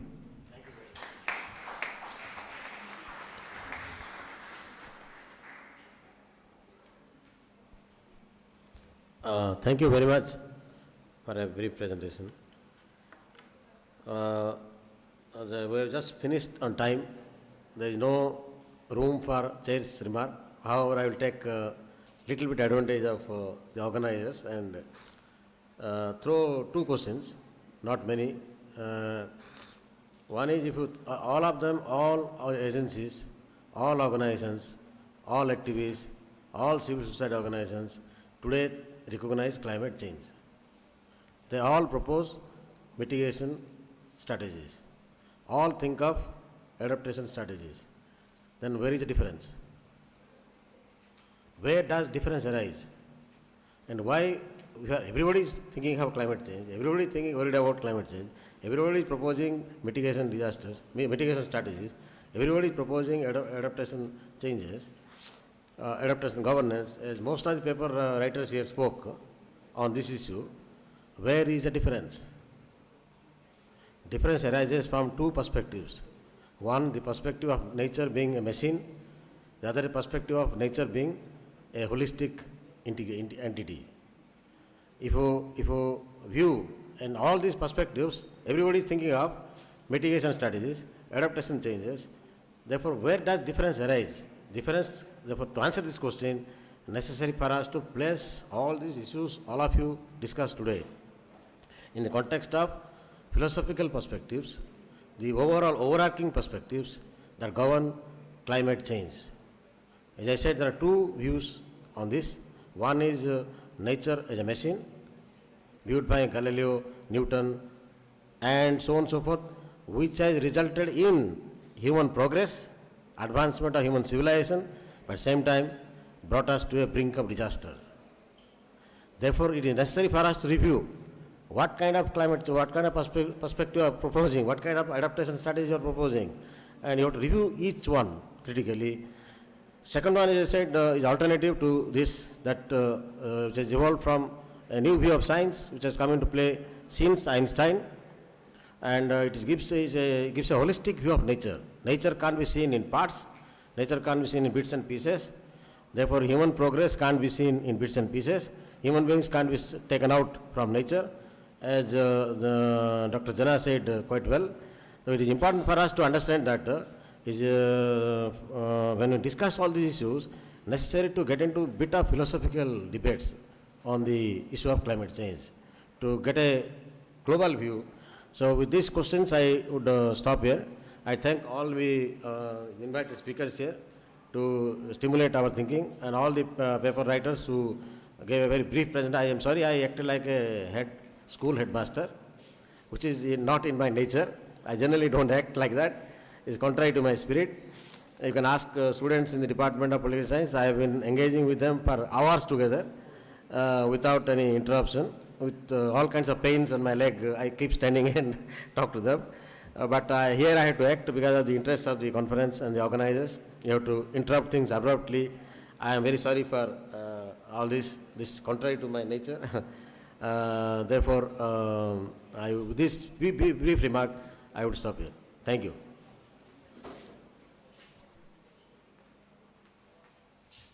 Thank you, sir. It's time for a felicitation. May I request Honorable Vice Chancellor, Professor Gitanjali Das, to felicitate Chair Professor Arun Kumar Patnaik. Please, ma'am. It's a token of our love and affection from Berhampur University.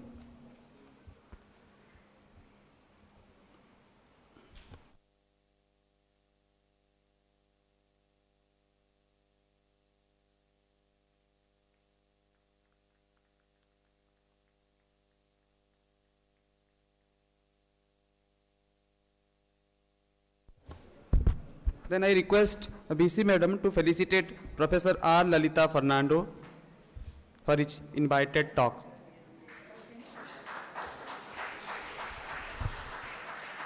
Then may I request BC Ma'am to felicitate Dr. Gaurika Chuk for our invited talk.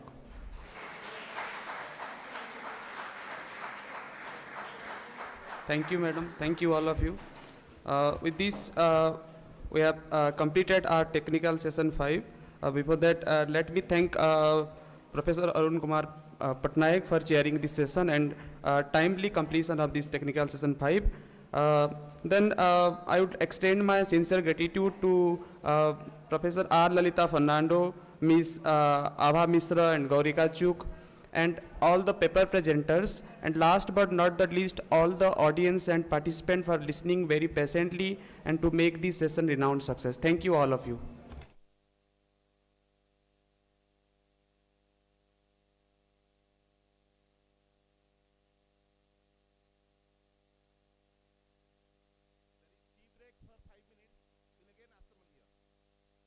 There is a tea break for 5 minutes only, because we are running short of time. Please assemble after 5 minutes here in this room.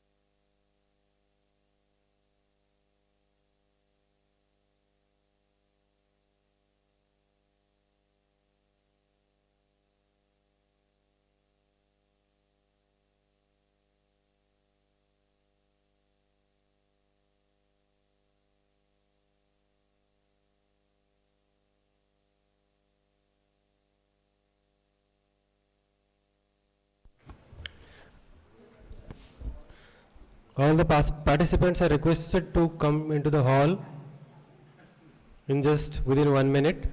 We are going to start the session. Volunteers, please help.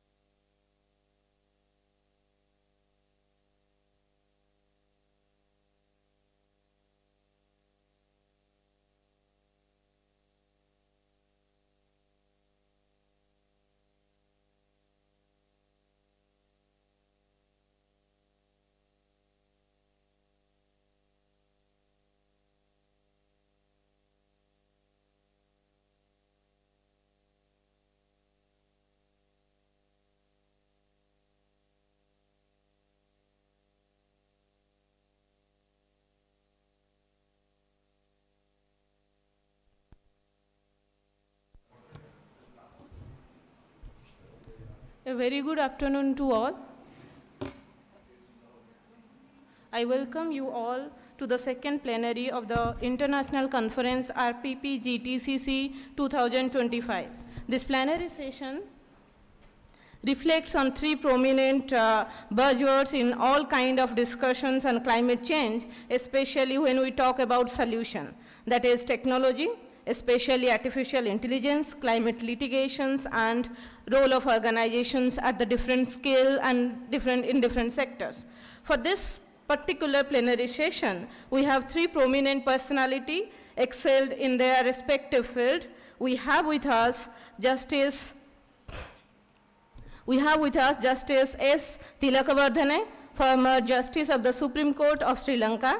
We have with us Dr. Teej Mundukar, Facilitators World Coastal Forum Coordinators Group. And we also have with us Professor Kokila Kanasinghe, Faculty of Law, Colombo University. The session is chaired by Dr. Sudhakar Patra.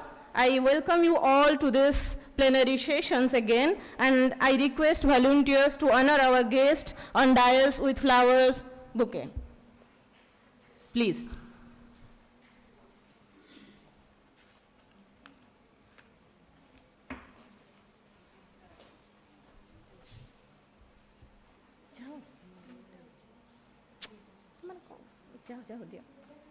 That's okay, you go.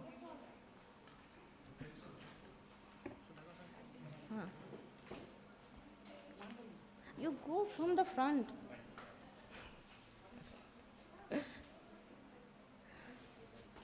Thank you. As I have been given the responsibility of not only reporting the session, but also to manage, and particularly when it comes for managing the plenary, then time becomes very, very important. So I will keep short to my introductions to our guest. So we have Professor Sudhakar Patra as a chair of this session. Professor Sudhakar Patra is a distinguished professor in the Department of Economics at Berhampur University with a strong academic background in development economics, public policy and environmental economics. His research focuses on sustainable development, poverty alleviation and governance. Professor Patra's expertise in economic policy analysis and his deep understanding of regional issues make him a valuable contributor to the RPP-GTCC 2025 conference. We have with us Justice Serena Tilakavardhane. Madam Tilakavardhane, a trailblazer in Sri Lanka's judiciary, was of the first woman to serve as a High Court judge, President of the Court of Appeal, and Justice of the Supreme Court. An advocate for human rights, she is renowned for her work on gender equality, child rights, and environmental issues. With honorary doctorate from Smith College and William College, her expertise in law and justice offer valuable insights into the legal dimension of public policy and governance in the context of climate change. Then we have with us Dr. Tej Mundukar. Sir Tej Mundukar is an expert in coastal and marine conservation and serves as a facilitator for the World Coastal Forum Coordination Group. With years of experience in environmental advocacy and policy development, he has worked extensively on sustainable coastal management and climate resilience. Dr. Mundukar's expertise in coastal ecosystems and their vulnerability to climate change will offer critical insight at the RPPG-TCC 2025 conference, particularly on governance and environmental strategy for coastal communications. So thank you for coming here and enlightening us. Then we have with us Professor Kokila Kansinghe. Professor Kokila Kansinghe is a distinguished academic in the Faculty of Law at the University of Colombo, Sri Lanka. Her expertise lies in international law, environmental law, and human rights, with a focus on governance framework and legal aspect of climate change. Professor Konasinghe's research addressed the intersection of law and sustainable development, making her insights valuable to the RPPG-TCC 2025 conference, especially in discussion on legal governance and climate change policy. Madam, I welcome you and thank you for being part of this plenary and these sessions. Now, I request Professor Sudhakar Patra to deliver and manage the sessions. Thank you, sir. Please.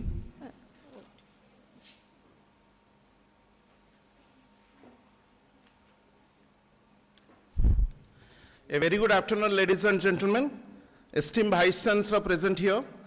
All the panelists, we have 3 panelists here. Justice S. Tilakavardhane, former Justice of Supreme Court of Sri Lanka. And we have another expert from Sri Lanka, a Faculty of Law from Colombo University, Professor Kokila Kanasinghe. And we have one expert from Netherlands, Tej Mundukar. He is working on World Coastal Forum. So this is the only panel which I find is truly international, because all the panelists are international. 2 are from Colombo, 1 is from Netherlands. Big round of applause to the panelists. When a justice present here on the stage, we all are afraid of, because justice can give order anybody to go to the jail. Madam, we are really afraid of a justice, that's the justice of a Supreme Court. Because once there was a discussion going on between the Chief Justice of Bengal, West Bengal High Court, and the Chief Minister. We are present here, there was a panel discussion. The Justice of West Bengal told that, Mr. Chief Minister, I can order that you will be arrested within 1 hour. But Chief Minister told, you can order for my arrest, but the police who will arrest me, they are my people. How can you arrest me? There's a conflict between the Chief Justice of West Bengal, and this is the power of judges, and other faculty member is a faculty of law. So they teach all the law, and today's discussion, this international panelist, they'll be discussing about legal aspects of climate change and what are the different acts, rules and regulations that Government of India has formulated, including the UN Forum, regarding the legal aspects of this aspect. And we have another distinguished speaker who is from Netherlands. He will be speaking on supporting coastal management and restoration worldwide. So we have 3 panelists. So I will give opportunity to all our panelists who are internationally panelists and they have traveled from a long distance to address our gathering. So they will speak. Later on, I will just conclude about what I want to speak on.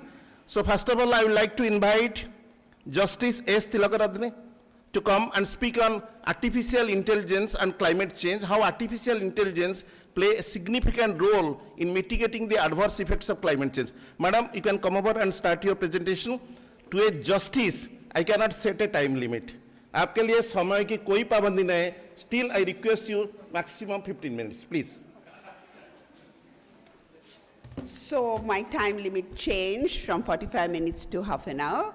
Then I think now it's been changed to 15 minutes. Somebody just put your hand up when it's about 5 minutes, and then I'll kind of just rush to the rest of the session.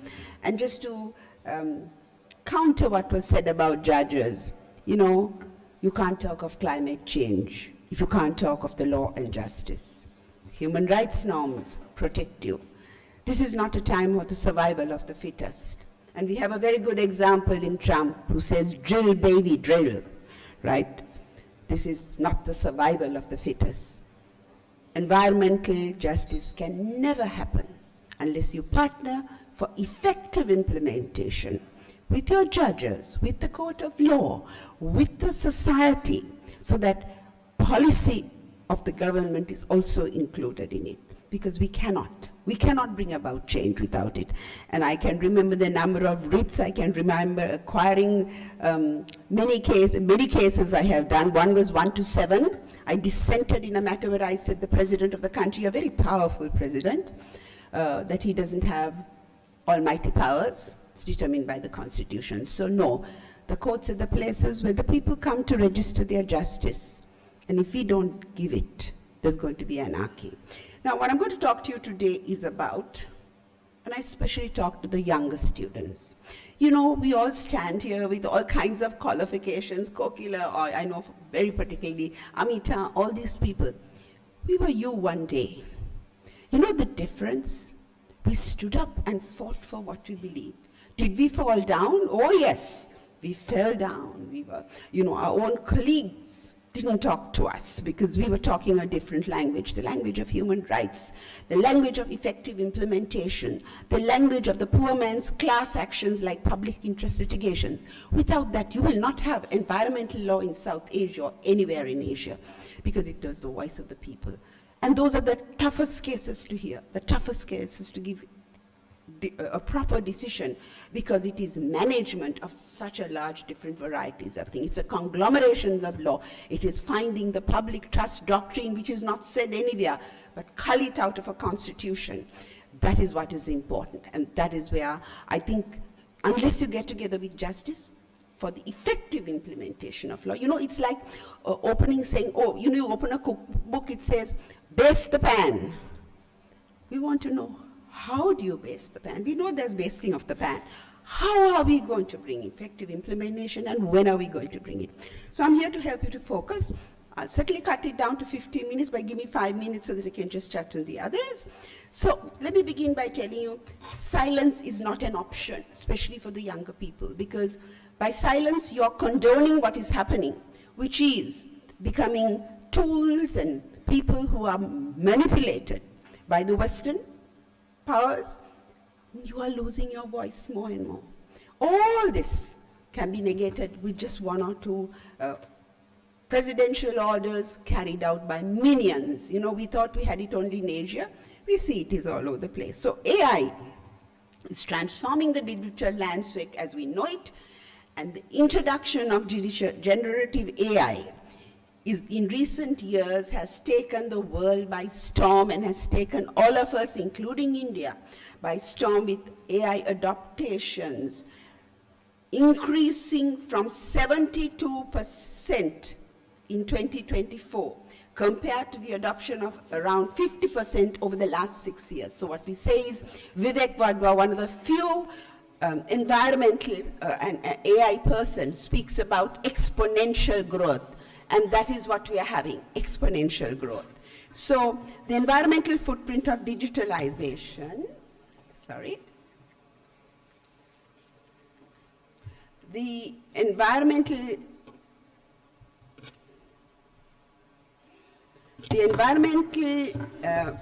footprint of digitalization is a pressing concern in this digital transformation that is taking place parallel with the depletion of raw materials, water, stress, pollution, and waste generation.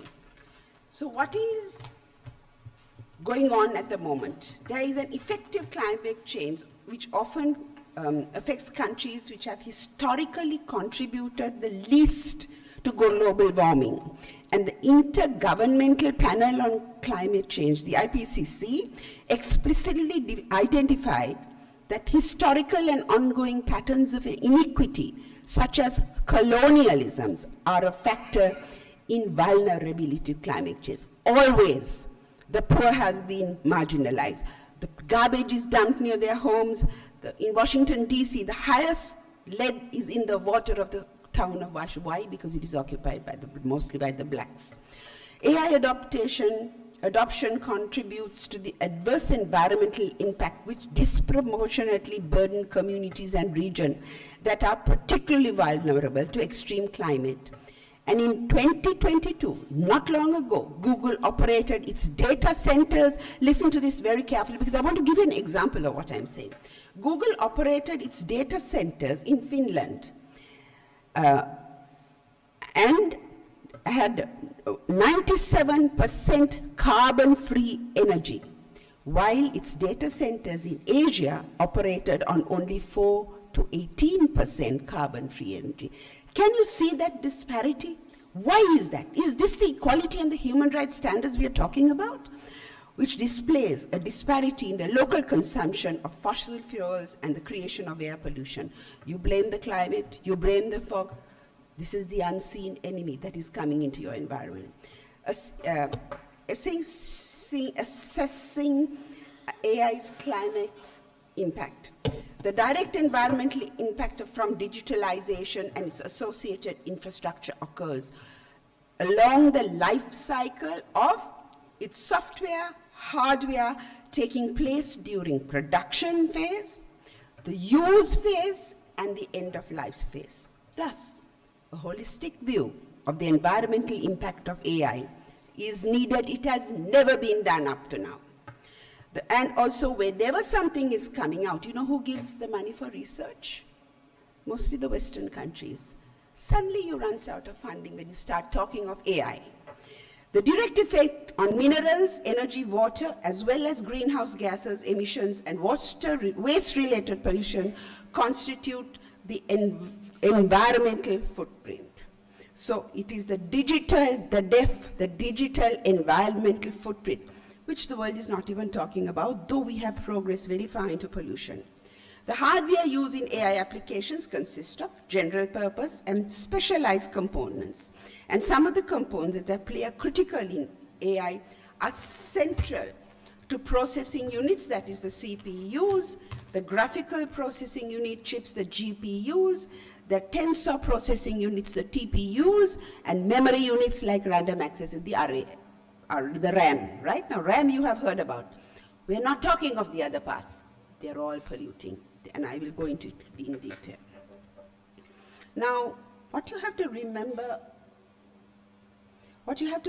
about the AI is two important things. One is the training of the AI, and we never talk about training of AI, do we? We don't talk. Sorry, we don't talk about training and inference because, you know, if you know how this works, you have the large language modules, you have the databases, you have the huge data, something that is robbed, like in Cambridge Analytica.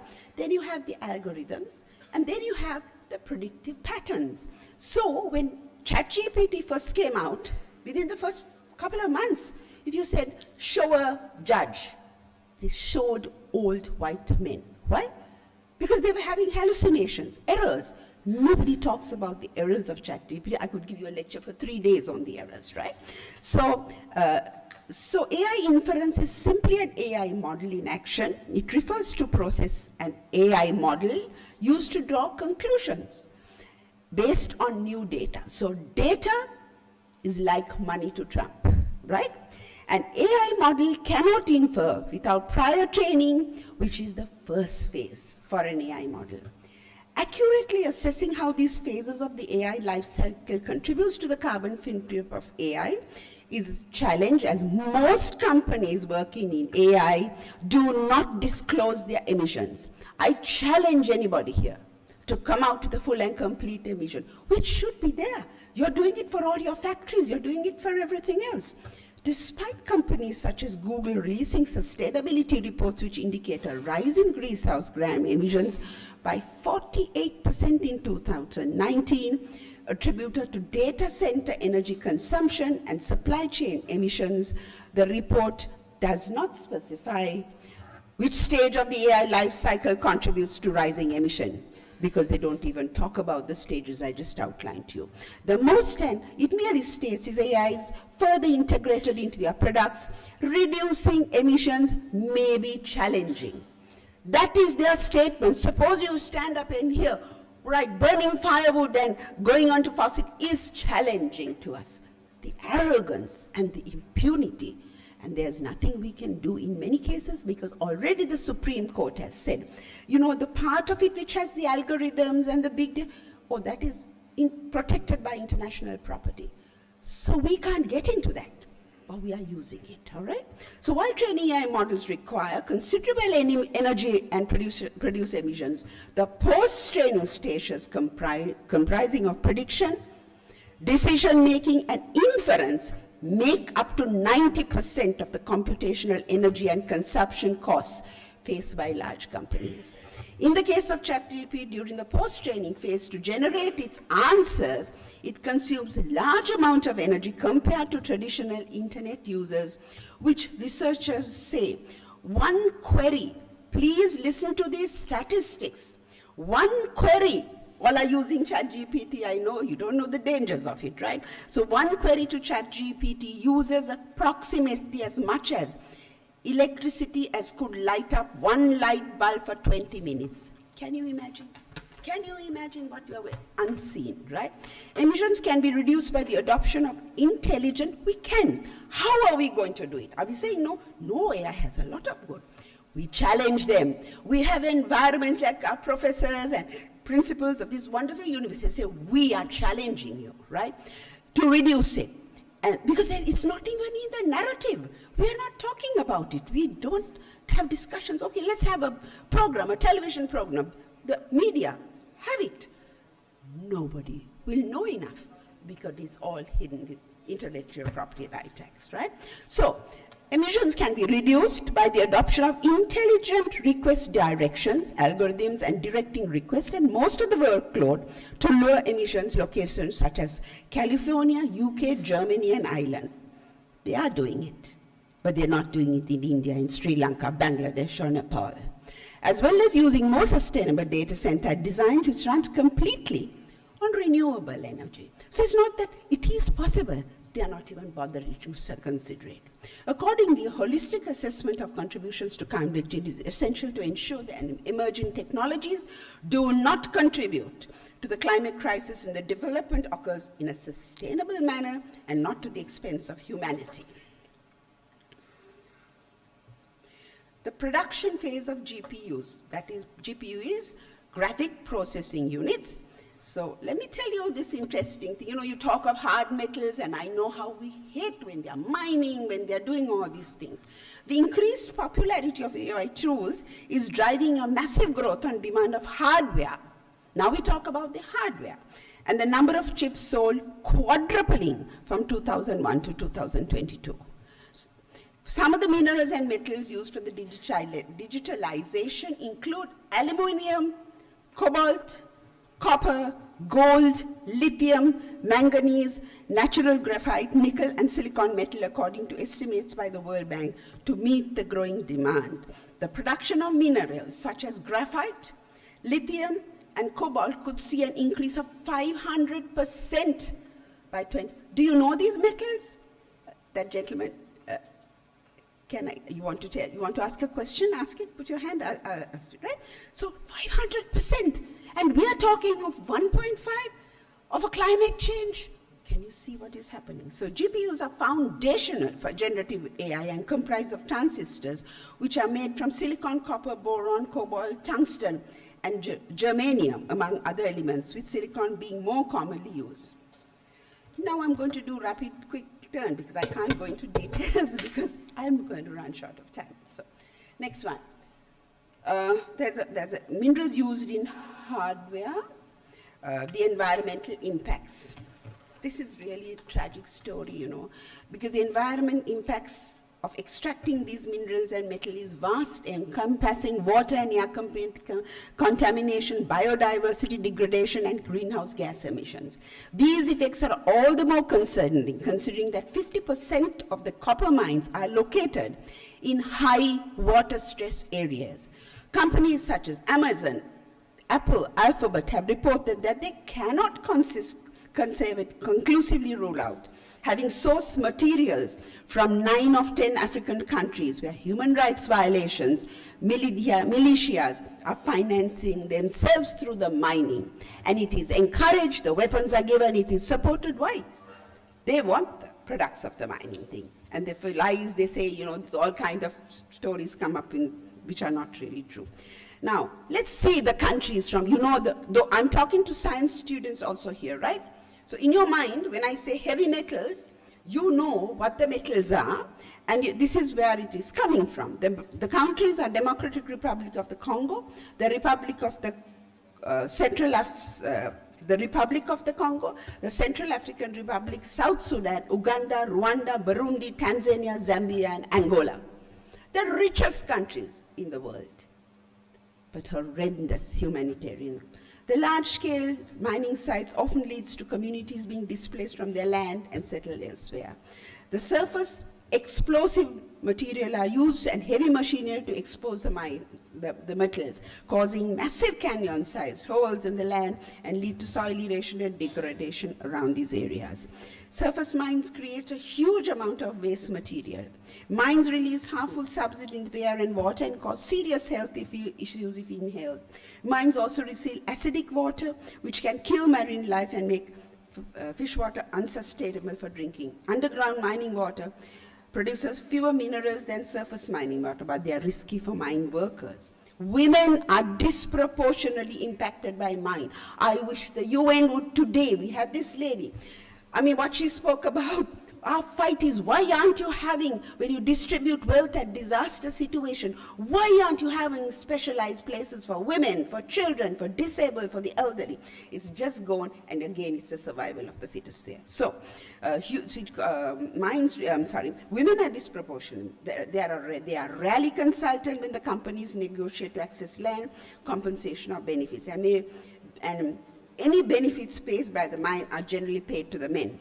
Women are less likely than men to benefit from the job opportunities that come with mining. If they do work in the mines, they often face discrimination, sexual harassment, poor working conditions, and unequal pay for equal work.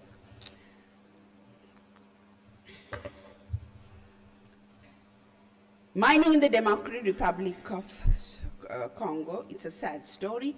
68% of the world cobalt, and growth is limited for the countries that have the raw material. The demand for cobalt goes into this enormous figure of 222,000 tons by 2025. We are now in that year, having tripled since 2010. And sadly, Congo, one of the second largest country by land mass, is the poorest in the nations. So why I'm talking to you is, you know, let's not be insular and say, oh, this is not going to affect us. It's affecting just the poor black Africans.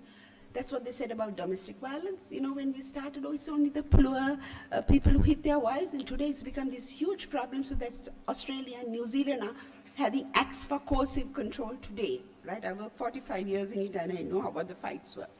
So, cobalt, author of Cobalt Red, there's how the blood of the Congo powers our lives, states cobalt is toxic to touch and breathe. There are hundreds and thousands of poor Congolese people touching, breathing in day and day out. Young mothers with babies wrapped on their backs and all of them have these problems about it. So without actionable laws, really nothing can be done. Who passes the actionable law? The policymakers. Do the policymakers get the correct incentive not to pass the laws? So these are things we need to be listening. The next thing is semiconductors. Please look at, can you read it? So silicon, gallium arsenide, silicon carbide, gallium nitride. Where are these? In the wafer-thin bit of the silicon, every phone, every AI devices, all these devices contain it, right? Silicon element is at the heart. It feeds $500 billion to the chip industry, that in turn powers a global tech company that is estimated at 3 trillion. Crazy figures, isn't it? To us who are talking of rupees and cents, but this is what's happening. So that's then semiconductors, right? I'm just going through it because I have a lot to talk to you about. So there's land degradation, there's SPM or suspended particle matters, there are health hazards, and especially crystalline silica, which goes into and causes lung diseases. Okay, I'm not going to deal with the next case because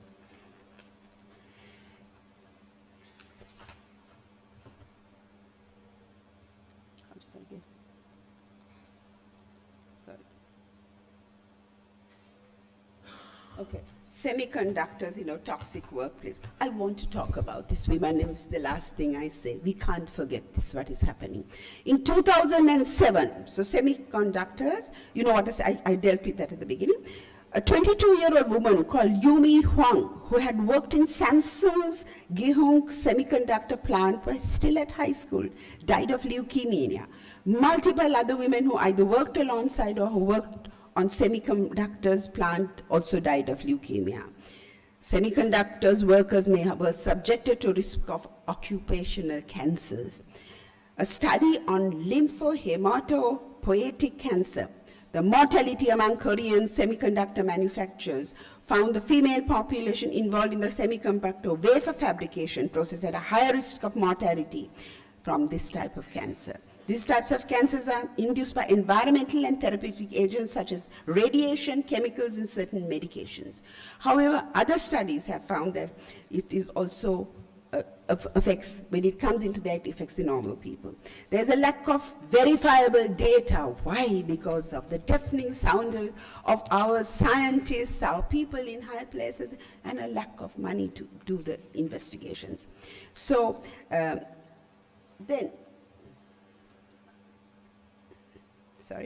environmental impact of data centers, and here it is energy consumption of data centers.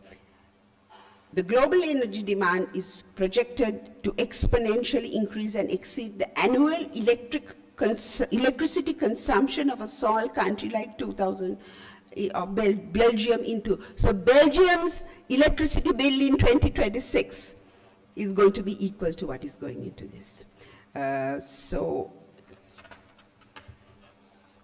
So there's also water consumption by data centers. Every country, Arizona has 1 drop of water. Chile, it's a strain on fresh water in this, and I dealt with that yesterday. The direct water consumption by Microsoft to cool its data centers in the US when training ChatGPT-3 has been estimated to have 700,000 liters of potable water. 700,000 potable liters of water. How many women and how many pots would have to carry that up and down? Compare it. Just for training, ChatGPT-3, which just went out in a few days. The quality of such tripled if the training had taken place in their data centers in Asia. This is what you must fight as professionals, as people with integrity, and you students have discussions on how is it that humanity lacks clean water on one side and other challenges by AI. And yesterday I told you how billions of that proportion, only India benefits, none of us, and that is 8%. The rest of it is going to Western countries who are progressing into. So then something else, the connectivity is on optic fibers. So optic fibers, you know how all our copper fibers were taken away and we were given optic fibers? That is because the conductivity of the material, conductivity of information, conductivity of the sound waves are better. And key components of it is the core, usually made of silica. I have a wonderful case to talk to you about what happened in Sri Lanka and how my meeting with Mr. Mehta from India, who started the Rishikesh Foundation at the nestles at the foot of the Himalayas, and I was teaching SARC lawyers while being a judge. It led me to realize, he said, I can't get my Supreme Court judges to hold the government servant accountable because you have this great, X which says, this is this, this is this. Who hands the form to the person? Who is writing the delegated authority of a public servant whose salary is not even worth talking about? So they corrupt them, and that is how I gave this decision because of Mr. Mehta, saying that public servant was also accountable. And now you can sue him, you can make it an offense, you can take it further and further because we all share each other's judgments. Key components, the core is silica, and it's because it's lights and sound travels fast. Cladding material also made of plastic and glass. Earlier, the copper wires were made covered with rubber, which is biodegradable, right? Coating or buffer layer made from acrylate or polymer. And these are burnt. These are put into our waterways. Strengthening material like there's a material called Kevlar. Does any scientists know it out here, what Kevlar is? Okay, it's a strong synthetic fiber and it's very durable, but it is toxic when it goes into the water. And it also functions with giving tensile strength. And the outer jacket, which is made of PVC, polythene, or other weather-resistant materials. So all this together is going by millions and thousands of yards. The hospital classified it as hazardous waste. We don't do that. We just put it. What's happening? I'll show you the last slide on this, what's happening to that, right? So that speaks for itself. Just quickly run your eye down that or take a photograph. Then, of course, we can do this.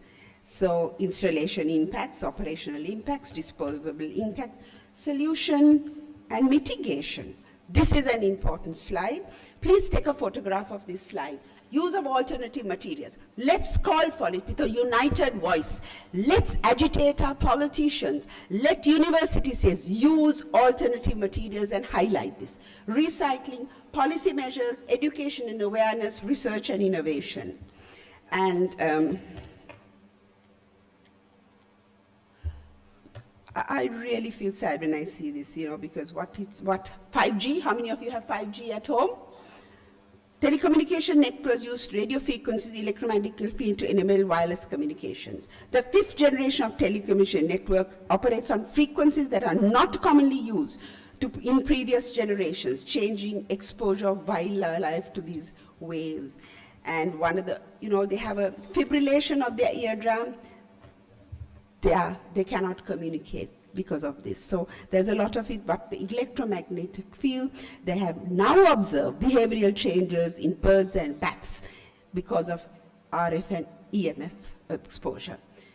It is also, AI is also not a technology without, and this was said some time ago, but nobody took her seriously. Understanding of it contributes tackling elements to change two main ways. First, by helping improve and expand current understanding. That is why I'm here. That is why every student start talking. Google all these metals I have told you. Do a little presentation. Talk to when you're talking at parties, when you have a drink in your hand and food in your mouth. Talk of something valuable. Because they say, people, low people talk of people. Average people talks of situations and principles, and the really intelligent people talk of development and principles. And so this is something you can be hot topic, you can talk of something interesting. Google, you get some very good stories. Of course there is AI for good, and that is why we are saying go on with your AI, but don't pollute and kill the world, don't exploit our countries. combating microplastics. It's a huge issue.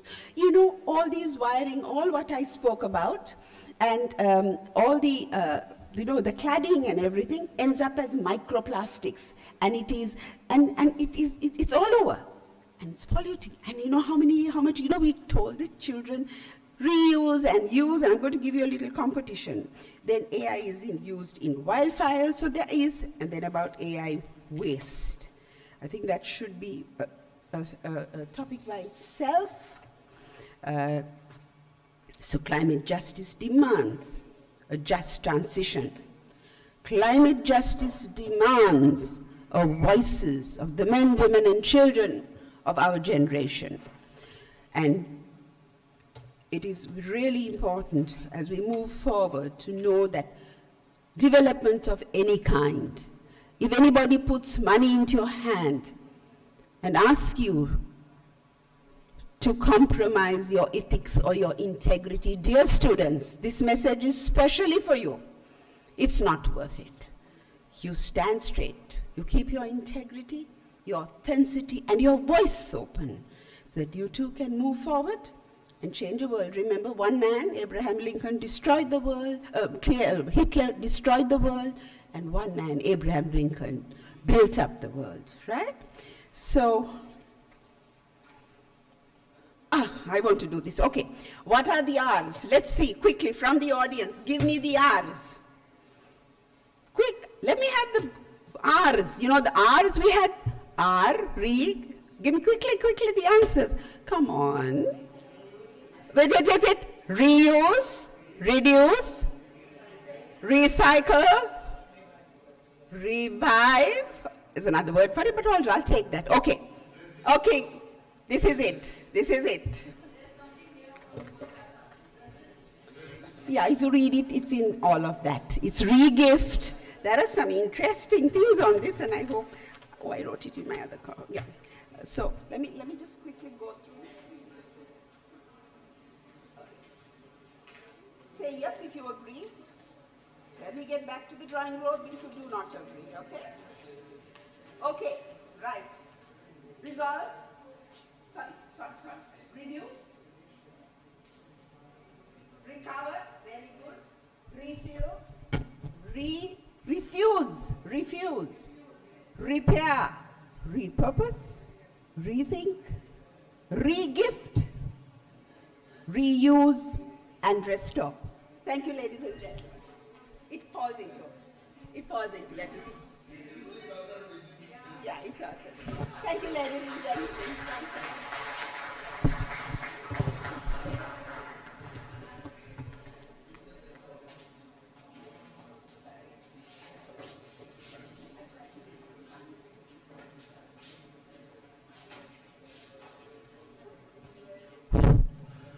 Madam, on behalf of organizing committee and the entire Berhampur University, I profusely thank you for a truly interdisciplinary presentation into this session. Madam really fits to be a professor of any interdisciplinary subject because she covered, being a justice, covered many aspects, started with human rights, talked about constitutions, then went to geology, chemistry, environmental science, and finally came to computer science like ChatGPT, Gemini AI, bulbs, all these things. She has taught all the aspects. Governance also.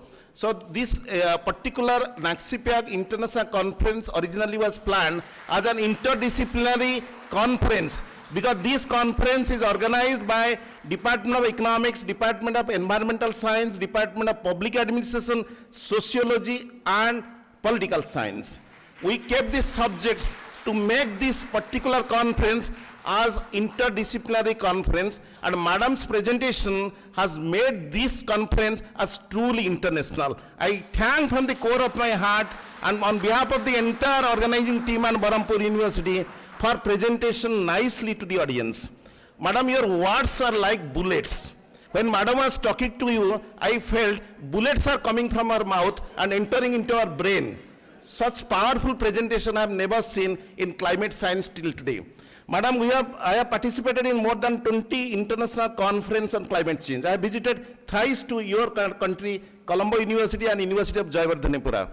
But these 2 days deliberation, there is not a single presentation of artificial intelligence and climate change. I can never think you establish a beautiful relationship between artificial intelligence and climate change.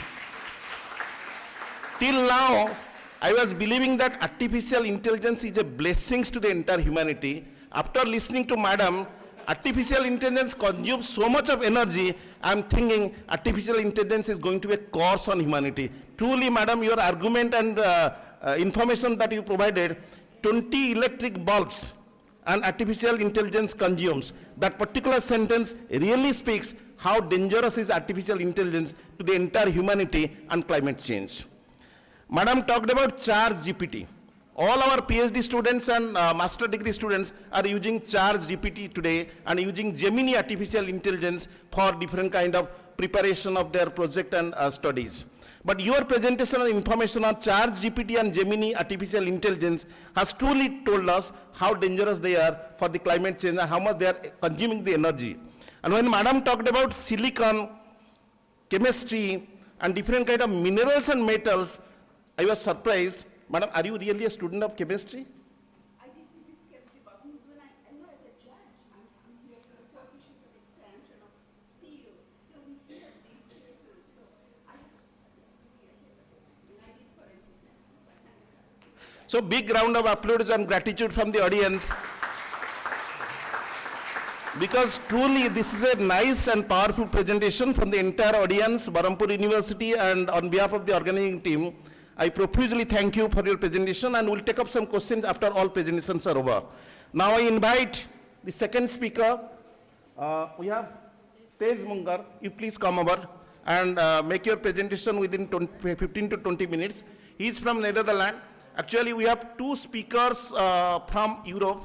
One speaker is from Netherlands. There is another speaker who will be talking on a virtual platform. He is Professor Manoj Dora from Cambridge University. Tomorrow morning he is going to talk online to all of us, to 2 speakers from Europe, and he is from Netherlands. He is looking at World Forum on Coastals. Sir, we welcome on behalf of Berhampur University organizing team, and your visit to this university has really made us proud, and it has a great honor for all of us that your presence has made a difference in this international conference. Please, sir.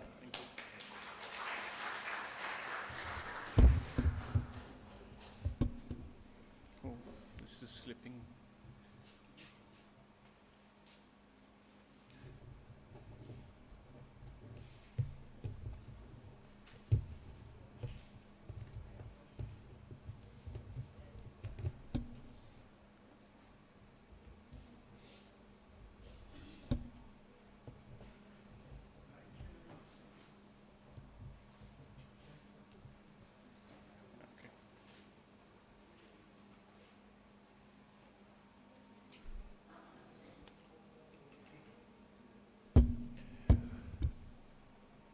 Good morning, ladies and gentlemen.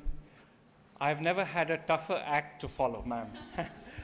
I hope I can do a little justice to the issue of coastal zone management and restoration.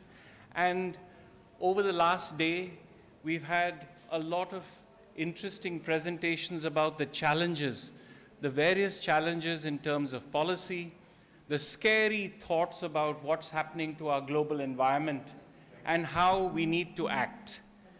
And through this presentation, I hope I provide an opportunity for a small solution which demonstrates how dealing with an issue like climate change, even in one area, the coastal area, is not something that one agency or organization or institution can do.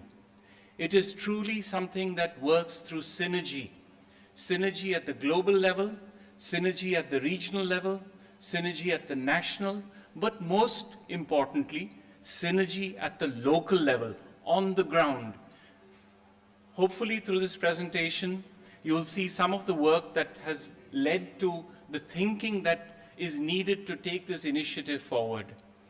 Now, let me go on with the presentation. Oh, sorry, I've got to operate two things at one time.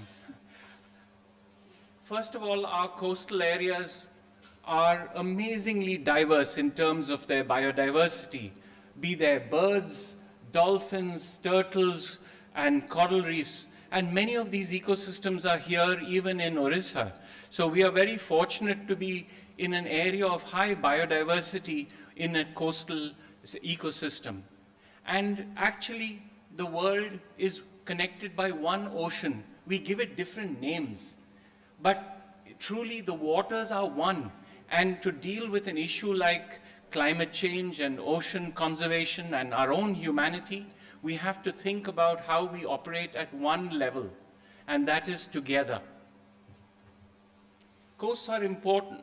Coasts are also important for a variety of human function.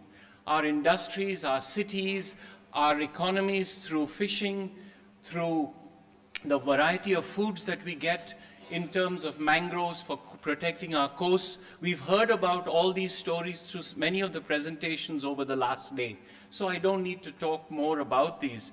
In addition, there's a lot of leisure activities and sports that are happening on the coast as well. So how do we balance these different needs to ensure that our coastal ecosystems are resilient for the future is something that's being challenged by the various thinkers.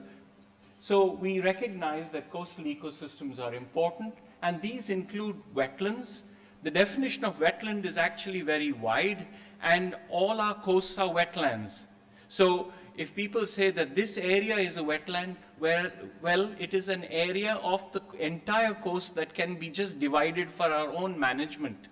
But in reality, all coastlines are wetlands. So we're talking about a very vast ecosystem that we are trying to manage through this initiative. What we've realized in the last few years is that trying to manage them through nature-based solutions without hard engineering offers us opportunities that are sustainable and low cost and are within the reach of many communities without massive projects, which often are time-bound and don't have long-term impact. So using nature-based solutions do offer us some very innovative ways to deal with these situations. And this is particularly in relation to climate change, where coastal areas are going to be lost through sea level rise. It's happening now. It's only going to accelerate as we lose more of our water, which is stored at the moment in the form of ice in glaciers, in Antarctic, in Greenland, and the third pole, the Himalayas, about which we heard yesterday. I've mentioned about the beauty of different biodiversity. Many of these species are migratory. They don't live in one place at one time. They migrate millions of kilometers in their lifetime across the oceans, between continents, and therefore conserving and managing them becomes the responsibility not just of one country, but of all the countries, because it is a common resource, it is a common heritage. We've heard from the UN Secretary General recently that we are in a triple planetary crisis, and these are interlinked issues that humanity faces: climate change, pollution, and biodiversity loss. So we need to take action that addresses all three together and not independently. We also know that if we are talking about coasts, the coastal areas are really where most people live. A huge proportion of the world's people are within 100 kilometers of the coastline. Take any country, most of the people are living along coastal areas. And here is a map from 2015 in a very strange configuration to allow you to see the different dots in red, which show you the distribution of large coastal areas all around the world. So this is a global issue that we need to work with. And the international community, using the various conventions on migratory species, the CMS, the UN Convention on Migratory Species, in 2017 passed a resolution calling for a global coastal forum. The Ramsar Convention on Wetlands in 2018 again repeated that call for a coastal forum. The CBD in 2018 also called for a coastal forum, And finally, the IUCN in 2020 called for for a global coastal forum. And what is the global coastal forum? Basically, it is a mechanism, a multi-stakeholder platform where best practice, experience can be shared so that the wheel is not reinvented in different places, and examples, workable examples, can be used by people to deal with the issues at their sites, regardless of the scale, local, regional, national, and sub-regional. So the idea is to establish a global platform, an umbrella, multi-stakeholder, from the conventions, from governments, all the agencies in government, NGOs, research community, business community, grassroots NGOs. So everybody is involved because we are dealing with an ecosystem everybody depends on for different purposes, and each purpose needs to be met together. And one way to deal with that is to take an evidence-based, a science-based approach to how to plan to deal with this. How do we manage to manage our coastal ecosystems and restore them, because we've lost so much of the high-quality ecosystems. We need this endorsed at the highest political level, because without political support, this is not going to work. And this is a slow process, and we are working on this. And most importantly, the treaties which have called for this initiative have said that this platform needs to be independent of the treaties, because the treaties have got a lot of business to set the policies. We need an implementation arm which offers the opportunity for action. So that's what the World Coastal Forum aims to do. It is a new initiative. It started in 2022. We are now a World Coastal Forum coordination group, an international group. We have 24 partners. We've got 3 advisors. We've got 2 observers, which are the Convention on Wetlands and the Convention on Migratory Species. And everything is being done in a voluntary capacity through various task teams listed at the bottom there. So I won't have a chance to go into too much detail on this, but I hope that the presentation can be shared with all of you. Everything's on the website, and I'm happy to answer questions through the course of the next day. So we had these 4 resolutions that called for the establishment of the forum, and very quickly after the forum was established, the next conference of parties of all these mechanisms had another resolution congratulating the establishment and calling governments to support it, because they see the value of this forum. And we need to turn words into action. So that's what I'll be talking about over the next few minutes. The last one, IUCN, is a new motion which will be adopted, we hope, by the Congress in Abu Dhabi in October this year. The first conference was organized in 2023 of the World Coastal Forum. Over 1,000 people from 34 countries converged on Yancheng City on the coast of China. This is north of Shanghai. And Yancheng is a Ramsar city, which is recognized because it's managing its wetlands properly. It is also a World Heritage Site, one of the first World Heritage Sites along the coast of the Yellow Sea, because it is managing its coastal areas for migratory resident birds and other biodiversity, as well as the value that it gives to the local people living there. There were a number of plenaries, parallel workshops, and all the issues that were brought up by the community were raised during this conference. In addition, and importantly, the government of China said, we want this to be a platform to bring other mechanisms to work together and learn from what the World Coastal Forum is going to do. And even though it was the first conference of the World Coastal Forum, a number of parallel events involving the youth. This was a real success that was organized just before this conference. There was an alliance roundtable of the mayors of coastal cities. How can we work together to better manage coastal areas? This was discussed. The judiciary of China dealing with coastal wetlands, they came together and talked about this issue. Because as we've heard, without good, strong laws and regulations, you cannot manage coastal ecosystems. Looking at bio-friendly urban development, looking at low-carbon development, many of the priorities that are challenging governments of that region as well as the rest of the world. And importantly, we had the launch of a new partnership called the World Coastal Forum Partnership Initiative, which is slightly formalizing the platform. And 21 partners joined, international organizations, governments, universities joined this initiative at the launch. And this is now being taken forward, and I'll talk a little more about it on this slide. So the mission of the World Coastal Forum Partnership is very much in line with the World Coastal Forum Initiative, as well as with a vision that really talks about how can we enhance and manage our coastal ecosystems and their biodiversity today and into the future. You can see from the range of logos here a variety of international organizations, national agencies, universities, and local governments have already joined up as of 2024 December.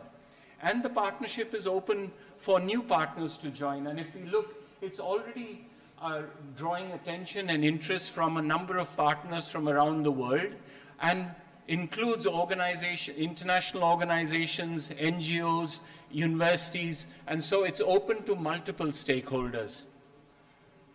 It identifies a number of priority activities in various areas of work, including, and I'll talk about two of these.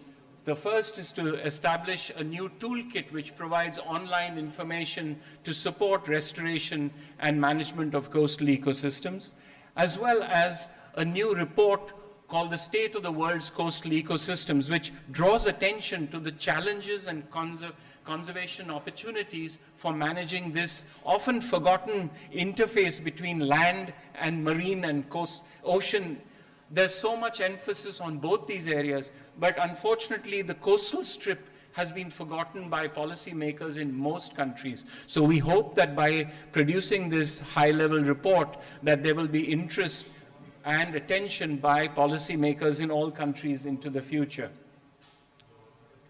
So to summarize what was identified, we produced a call to action. All this is downloadable from the website. We've started on producing a toolkit, which will be an online, freely accessible set of modules. It will be a live toolkit. It will be updated regularly with new information, with case studies. It will be produced in multiple languages, and ultimately it will be turned into a conservation handbook. In addition, I've already mentioned the State of the World's Coastal Ecosystem report, which will be produced. As a young initiative, we've got to raise awareness about it, and through last year we've been involved with a number of global events, regional events, intergovernmental events to try and bring the message forward.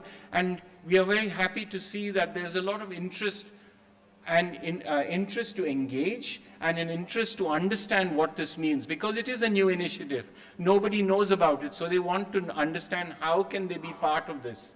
So we've had some very good side events in all these international fora last year, and we, as the coordination group, the facilitation group, are really focusing on overseeing what this partnership can do into the future, developing it, and stakeholder mapping so that we can find the right niche to work with partners. We have a number of online calls with new partners or prospective partners. They fill in a very simple application form, and then they after being reviewed and approved by the existing partners, they become partners. There is no financial obligation to that. So if I focus on quality information, the World Coastal Forum, we started with the restoration, creation, and management of salt marsh and mudflats as the first set of guidelines. These were produced in September last year. They were produced in English. They've been translated already into Arabic, Chinese, and Korean by the government of Korea, by the government of China, as well as BirdLife for the Middle East into Arabic. We had a big online webinar. In fact, we almost had the webinar platform crash because so many participants joined and it wasn't anticipated it would be so popular. So we had to stitch together two platforms to make it function in the end. So that was very successful. This was led by two of the partners of the World Coastal Forum. Wetlands International, and the Cambridge University, as well as experts from the various task teams and beyond the existing task teams, because again, the task teams are open-ended task teams, but they're still being formed. So we are finding activities that involve and engage members who would like to be part of this task teams. Funding came from various sources for this first module, and we are looking for additional funding for the other modules that will be produced over the coming years. This year is another important year to raise awareness, interest, and support for the initiative. And Madam Vice Chancellor, I'm very happy that this is the first event we can add to our calendar for 2025. Thank you for inviting me here. And we hope that this helps to spread the message in this region and also inspire students and researchers who need to be part of this initiative to make it successful. The rest of the initiative meetings, as you can see here, are top-level intergovernmental processes, the UN Oceans Conference, the Ramsar Convention on Wetlands, the UN FCCC, the East Asian Australasian Flyway Partnership, and the IUCN Congress in Abu Dhabi. So a number of different activities. We are trying to make this information available on a website. We have a website. We are a very small team. Most of us are working part-time. I'm working 1 day a week on this initiative, so it takes a lot to get this moving. But still, please do visit our website. There's a lot of information on the various events, activities. We are also trying to get into social media like Twitter or X and whatever it's called today, and Facebook. But looking ahead, what we are trying to focus on is how can we bring together good quality information to make it available in different languages. It will be done in a progressive manner as the experts who want to be involved in this initiative are taking the lead to implement the activities. Because as a platform, we provide the platform and then work with the partners to identify the activities, and then identify the funding. So it is a slow process, it is a gradual process, but hopefully it's a snowball process, that once it starts rolling, it moves ahead. We will be organizing a conference this year in September in China again. The government of China, the Yancheng government, is very keen to act as a host for a conference every 2 years. But besides the conference in Yancheng, we are also keen to organize regional meetings, activities in different parts of the world, because the whole world needs such an initiative to be working for them. And only when you take the initiative to people in different countries do you see the problems, the issues, and the opportunities for action there. We are also looking at, in the next couple of years, how do we build a fund that can help to implement some of the priority activities, because we can identify priority activities. This initiative is small. It can help to identify some of the challenges and hopefully point funding agencies in the direction of where they need to identify resources. And hopefully this fund, when it comes out, will be complementing the existing funding that is going in for these activities. It's certainly not going to replace them, but we see it as a fund to support the priority activities as well as to support the partners on the ground to take action for conservation and restoration. I'd just like to end with a statement from our last conference where Ms. Kumsil Kang, the former Minister of Justice of Korea, she mentioned in her opening statement that she hopes that we can strengthen the cooperation for coastal ecosystems by sharing the challenges and seeking solutions together. Because these are not different challenges, these are common challenges. They may be presenting them themselves in a slightly different way, but oftentimes the solutions are quite the same. We've got to tweak them, because the conditions will be different. But the concepts, the principles, and often the mechanisms for solutions are very similar, if not the same. So I'd like to end there by saying thank you very much to all of you, and these are our partners.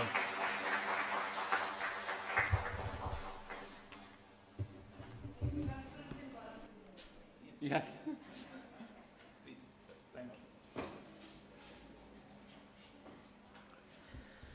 So Dr. Tej Mungar is a senior advisor in Wetland International, and his presentation was mainly focused on coastal management throughout the world. He started with one ocean, different names. This sentence clarified a lot of my doubts. From the childhood, I was believing all the oceans are connected, why there are different names. And he really clarified it is only one ocean which has different names, even if they are connected with each other. Because he told that water is one, same water, flowing in all oceans, different names are given. Thank you very much on behalf of Berhampur University. He has touched many aspects. And regarding his presentation, it was very much convincing. Every sentence was crystal clear, and it was highly informative. And he has really proved that he has worked in international forum in many countries of the world on this coastal management system. The pictures that he has presented in different slides, the birds picture when he started in the second slide, it was nicely done, bird slides. And you have talked about how birds are suffering because of this climate change. And he has given a lot of messages, call for action, coastal ecosystem management, and he has also talked about young initiatives taken by the World Forum by himself. While I was listening to Professor Tej Mungar, I was thinking that we have a Department of Marine Science. So if you can, when you talked about different funding and different regional seminars and conferences, our department is organizing, Marine Science Department is organizing an international conference every year, because our Honorable Vice Chancellor has sanctioned money for all departments to organize seminar or conference, either it is a national or international. If you can provide funding and participate in the conference to be organized by Marine Science Department of Berhampur University, it will really be a great honor for us. That way you can help us. There are two requests to Tej Mungar. One is, if you can organize one regional meeting in Berhampur University, because your coast is only 4 kilometers from Berhampur University. So coastal management is really a problem in Berhampur University. One of the best practice that Berhampur University has adopted, cleaning of coast 4 kilometers by the Marine Science and Environmental Department, and that is one of the best practice that Berhampur University has presented before NAC under this. So your regional conference or regional meeting in Berhampur University will be wonderful, and all our department will coordinate in this matter. Second, our young scientists who are working as assistant professors, they are looking for funding agency. When you talked about funding available with your World Forum, if you can allow some of our young faculties can apply for minor and major projects to work on coastal energy, because this Marine Science Department is the only department in Odisha in all universities working on marine science. That information I would like to. So on behalf of entire team of this international conference and Berhampur University, I profoundly thank you, express my gratitude for traveling from Netherlands to this place and educating all of us regarding the coastal management. Thank you sir very much. Now invite the next speaker, panelist, Professor Kokila Kanasinghe, Professor of Law in Colombo University. Madam, please, this is your time.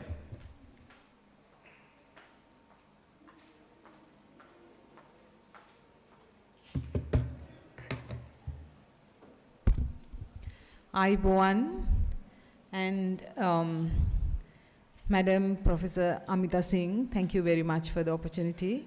And my ladyship, Justice Shirani Tilakavardhana, a former Justice of Supreme Court of Sri Lanka. With your permission, may I proceed?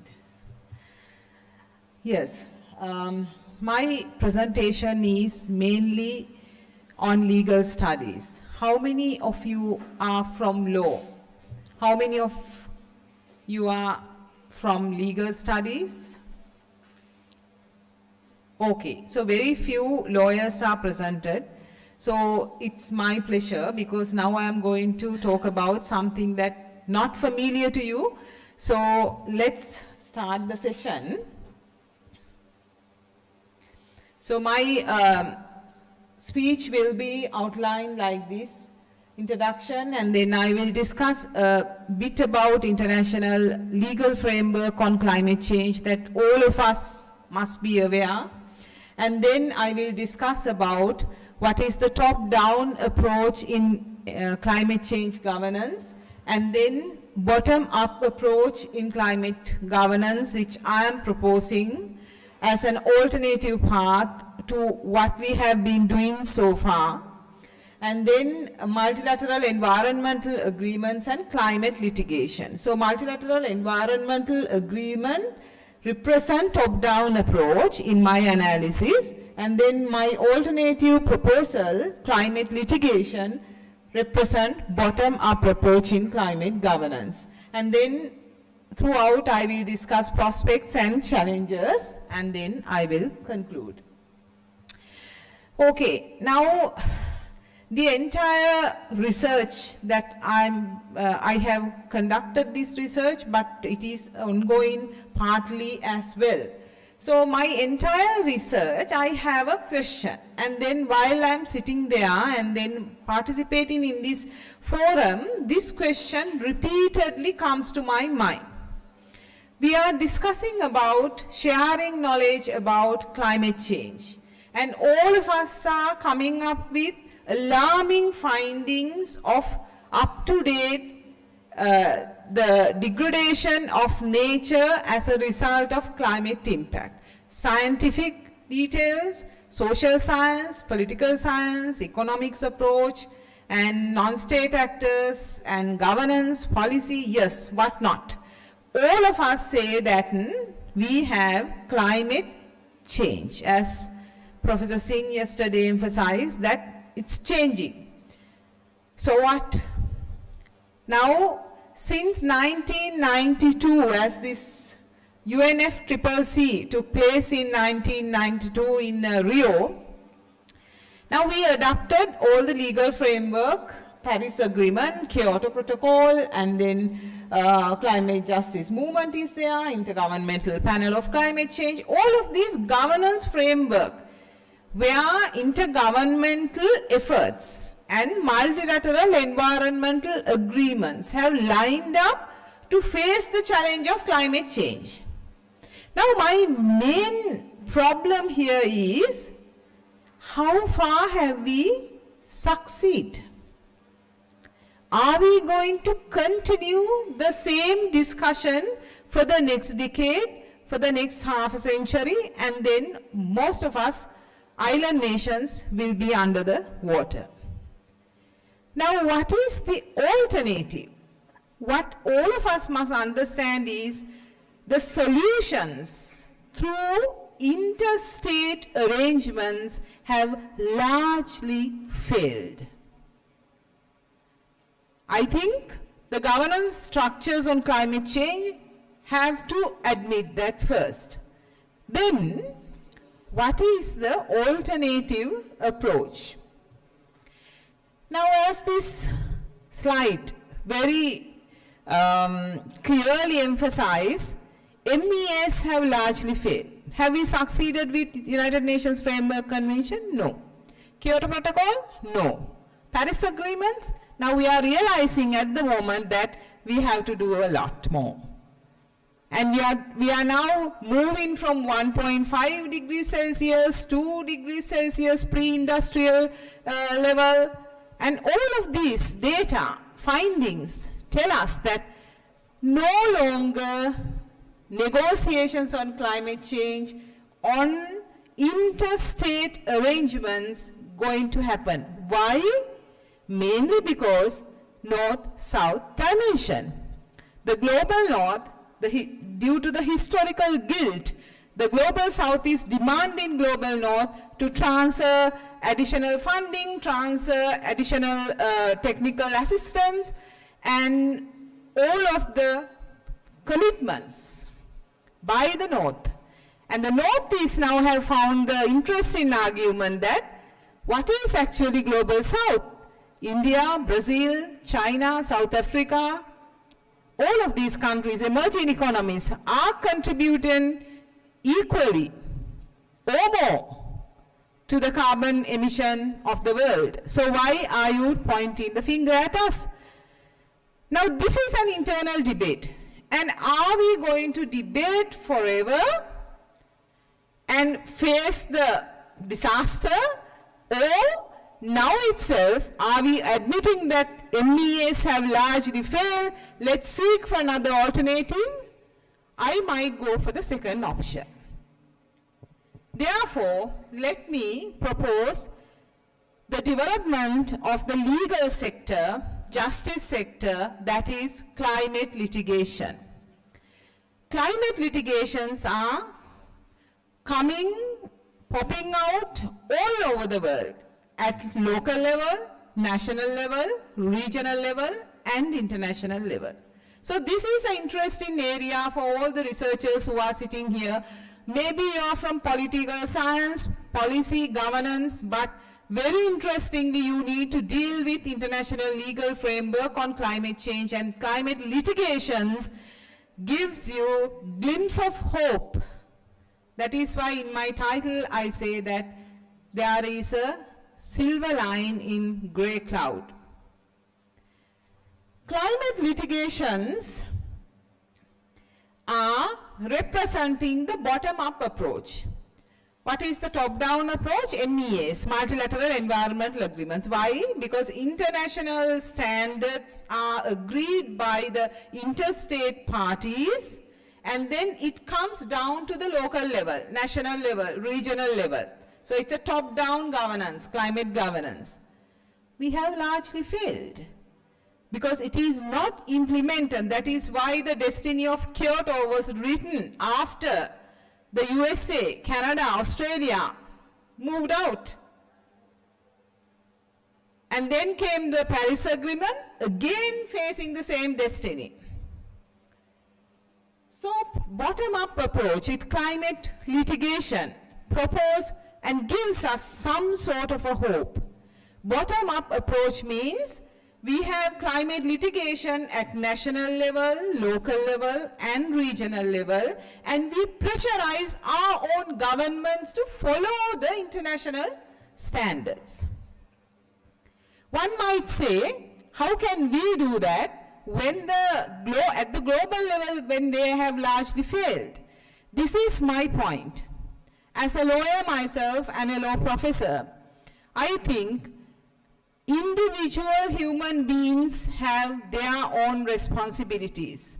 According to the Sri Lankan constitution, according to the Indian constitution, we have directives of state policies where each person, everyone who lives in a country has a duty towards protecting nature. I will base my argument on that. So why not? Now, there are interesting developments coming all over the world, and United Nations in 2017, some time back, noted that climate change cases had been filed in 24 countries, this is in 2017, and with 654 cases filed in the US, and over 230 cases filed in all the other countries, in all other countries combined. These cases can be categorized along different dimensions. Now, this is the latest trend in climate justice dialogue, discourse, and the climate litigation. What are the justifications that I am bringing in to propose?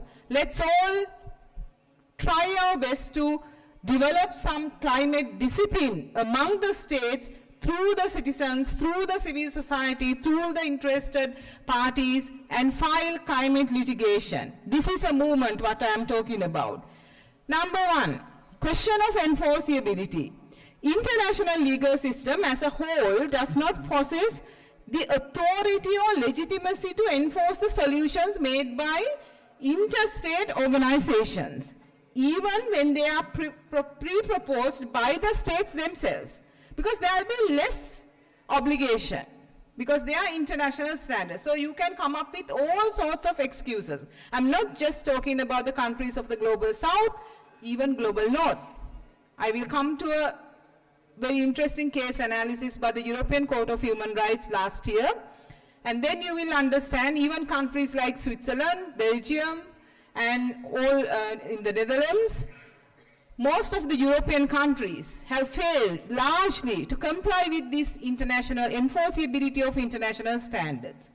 Number two, unlike in the international legal system where the law is quite vague, unpredictable, and limited in scope, there are several legal provisions available in domestic jurisdictions that can address the effects of climate change. So why not use those domestic legal framework, pressurize your own government to follow and obey the international standards, comply with the international carbon emission standards. Because again, according to the directive state policies, the governments, the states have the responsibility to protect, promote, and conserve your own environment for the benefit of the community. There you go. You have that legal base to argue. Number 3, expand the interpretation of substantive legal provisions to include climate change.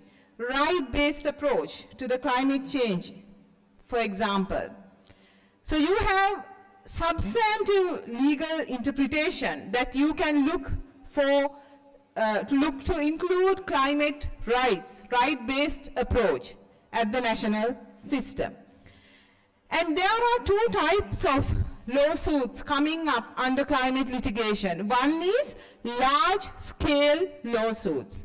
What are large-scale lawsuits? They are quite ambitious and they often refer to international standards or scientific findings to scrutinize the state policies in question. I have one example. Agenda Foundation versus United Kingdom of the Netherlands, and the Hague District Court prevented overturning of the mitigation commitments undertaken by the government of Netherlands on the basis that the constitutional duty of care awarded by the government to the citizenry prevented such decision. So there are similar cases, Lahore High Court Green Bench in Leghari, Republic of Pakistan. Again, the government was held responsible to carry out the international standards in climate change. And there are another type of cases, those are small-scale lawsuits. Now these small-scale lawsuits have the focus of the court is on the state or national policies. Climate change activists have also challenged the specific actions or inactions by the government in dealing with climate change, neglecting their own legal provisions, their own legally binding responsibilities in maintaining proper environmental standards. Gloucestershire Resources Limited versus Ministry for Planning and Land and Environment Court of New South Wales, Australia prove this point. So with this, I think we can look for the most interesting development in the legal history on facing climate challenges. So my silver line is this, and it was reiterated last year at the European Court of Human Rights. I invite all non-law students who are here, or all non-law researchers, to read this case. This is available online, this judgment is available online. That is Klima Sinorinen versus Switzerland. This case is interesting. Now, after having exhausted all national remedies available in Switzerland, there were about 2,000 senior women went to the European Court of Human Rights against the failing of the government of Switzerland to comply with the international standards they agreed under the Paris Agreement. The court found that Switzerland failed to comply with its positive obligations under Convention concerning climate change, with critical gaps in establishing a relevant domestic regulatory framework, including through carbon budget or national GHG emissions limitations. This is exactly what I would like to see in many of our countries. The citizens, the people pressurize the government, and the government has a responsibility to conserve nature for the benefit of the community. So based on that, we can place climate responsibilities. So if each country, for the moment this may be like a utopian argument that I am bringing forward, but someone has to do the different thing as Honorable Her Ladyship Justice Tirukavadana mentioned, that somebody has to take the different pathway. So this is the time that we have to do without any delay to go for climate litigation. And with that, I conclude, and thank you very much for inviting Berhampur University. Thank you, Chairperson, Professor Sudhakar. Thank you so much. I go on.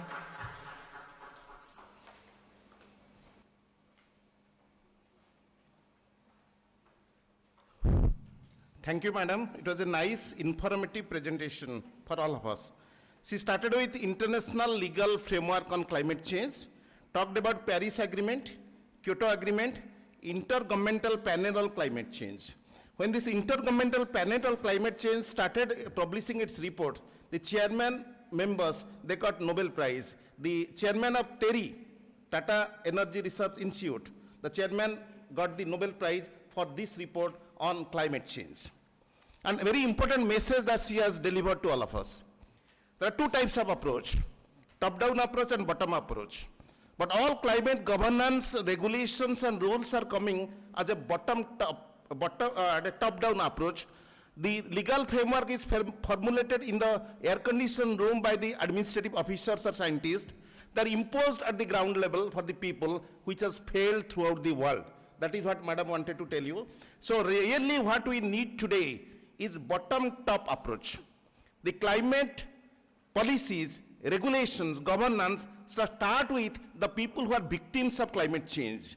These scientists and the administrative officers should come to the rural area really where the climate change is affecting the entire environment. They should come, talk to the people in the rural area, marginalized section of the people, what is the real effect of climate change. Then only they should formulate the plan and policies, then only it will be successful. Madam, this is a nice message that you have given. We should go for bottom-top approach in climate governance. Thank you very much on behalf of entire organizing team and Berhampur University.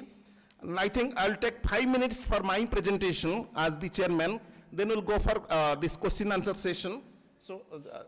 What I'm going to talk about today, one aspect which is not covered during the last 1.5 days.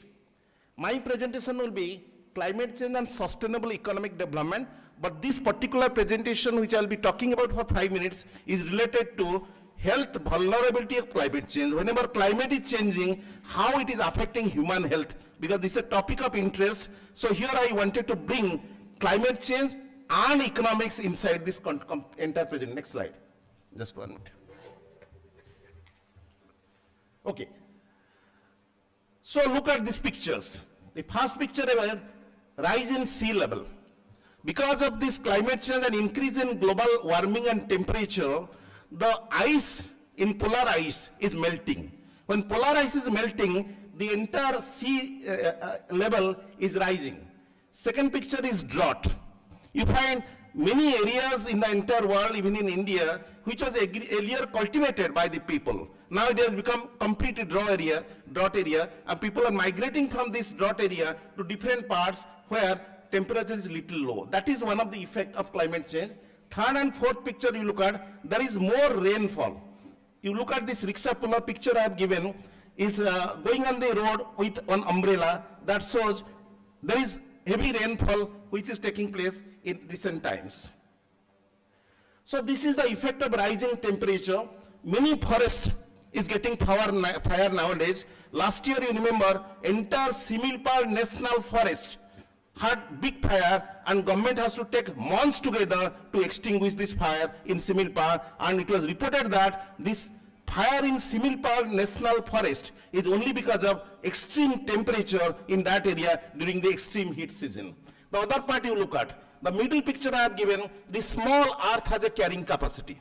And I am holding this particular earth, and which earth is burning because of this rising temperature. Earth has a carrying capacity to sustain the temperature, rainfall and humidity.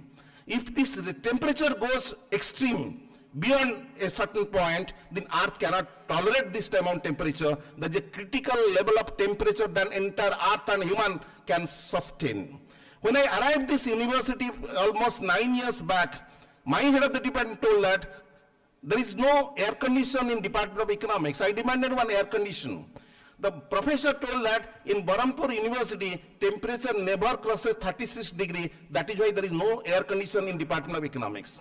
After 4 years, when I was the head of the department, one of the young faculty joined in 2018. She demanded, sir, I need one air condition. I told that temperature in Berhampur University never crosses 40 degree. My head of the department told 36 degree. I told 40 degree. And after 2 years, when another faculty in Department of Economics joined, in 2021 by Odisha Public Service Commission, and every day she came to my room, demanded one air condition in the room. I told that temperature in Berhampur University never crosses 42 degree. I just increase the temperature. That is the level of increase in temperature. Now Economics department has 7 air conditions in our department because now we need air conditions.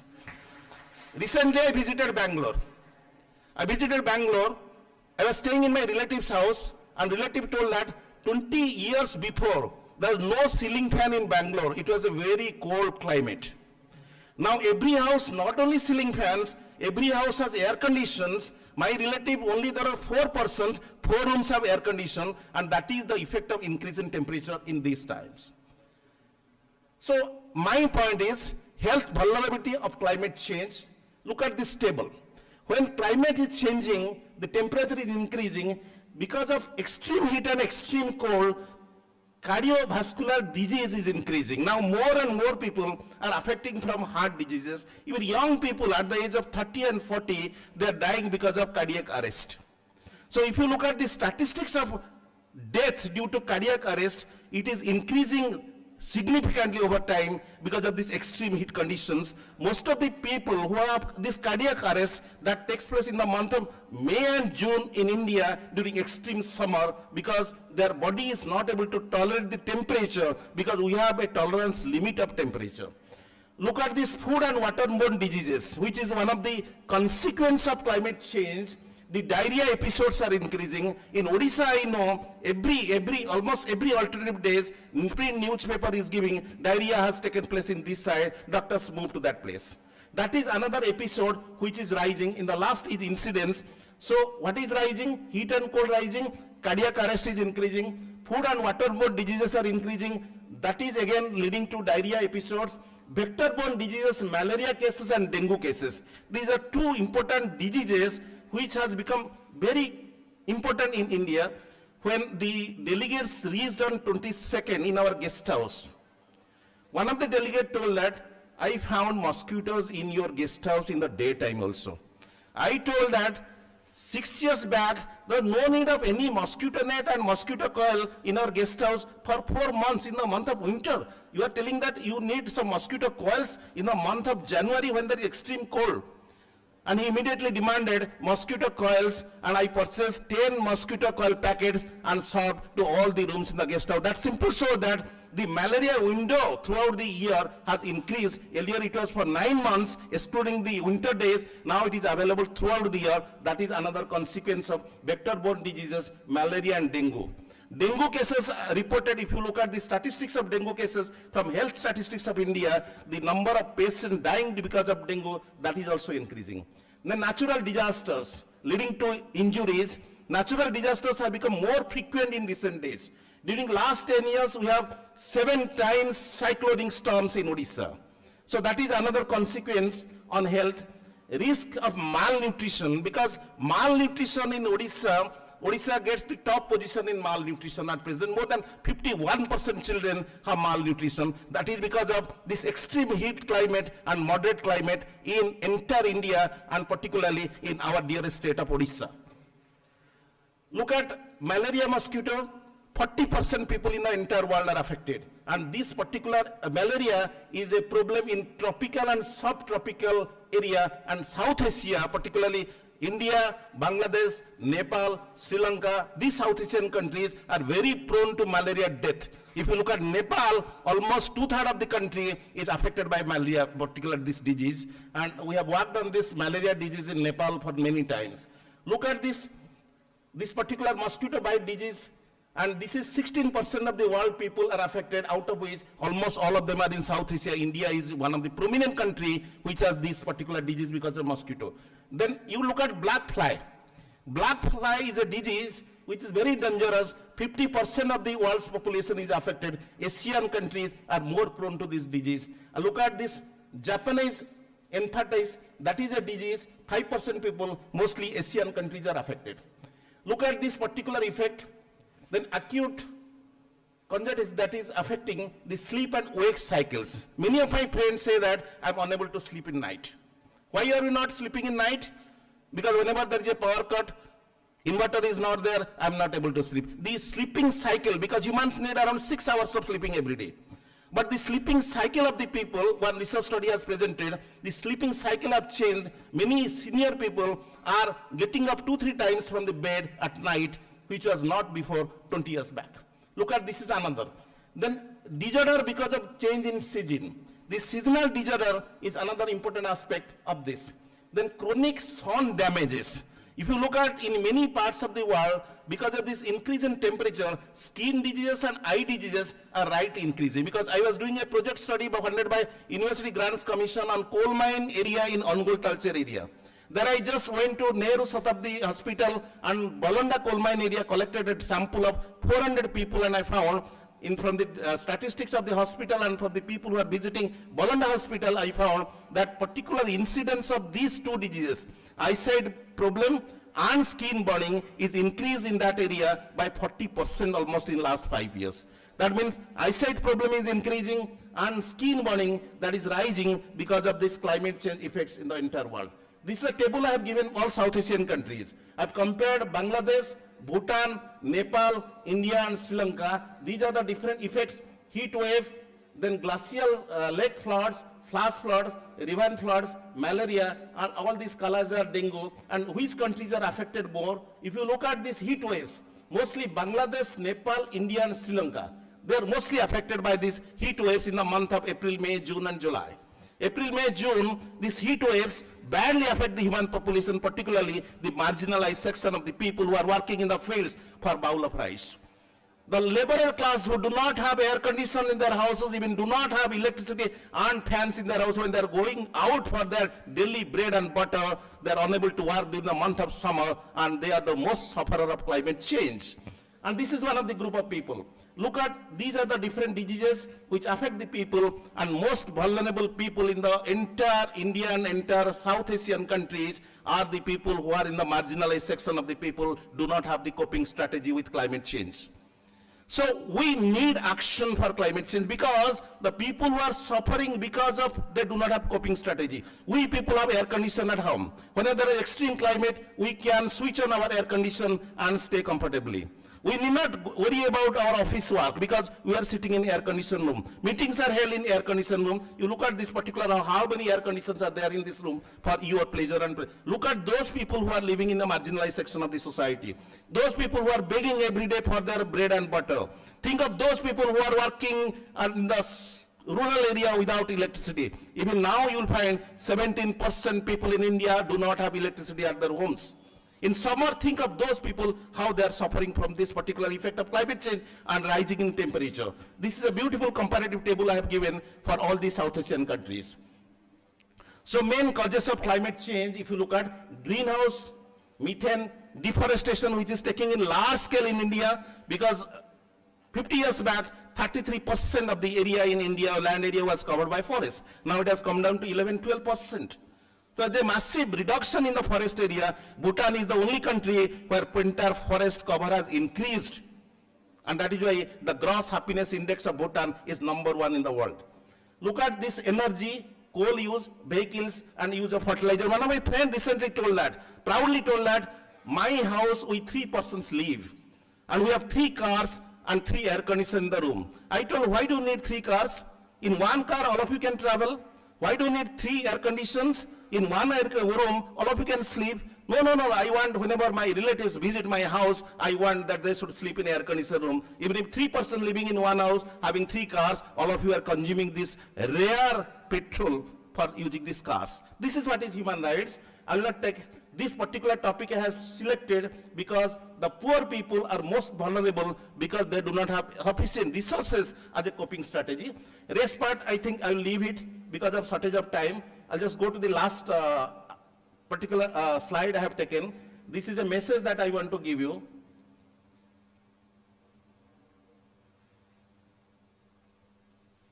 This is a message I am giving you. Look at this picture.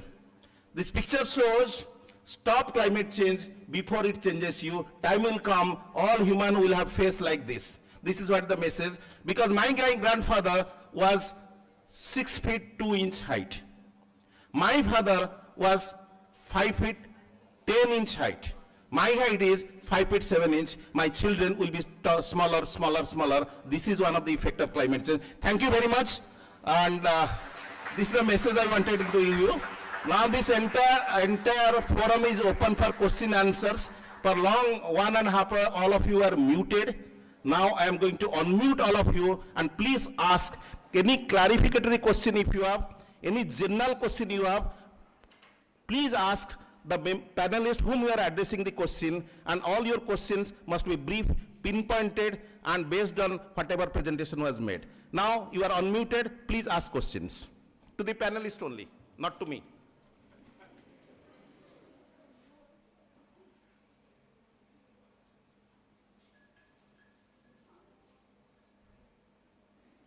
Madam is saying hungry people are always angry. So, okay. So we'll take few questions. Any of you are sitting here, please ask questions because we have international delegates. We'll start with Anjan sir. Any clarificatory question to our audience? Yes? Yes, madam, please.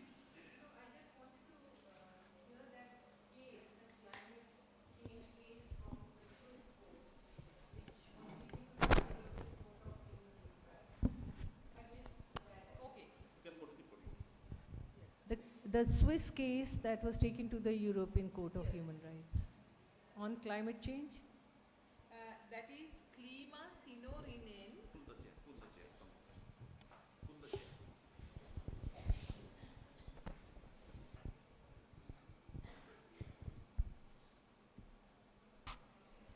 That is Klima Sinorinen versus Switzerland. And the filing date was 2020, and application number 53600/20. The final judgment gave last year.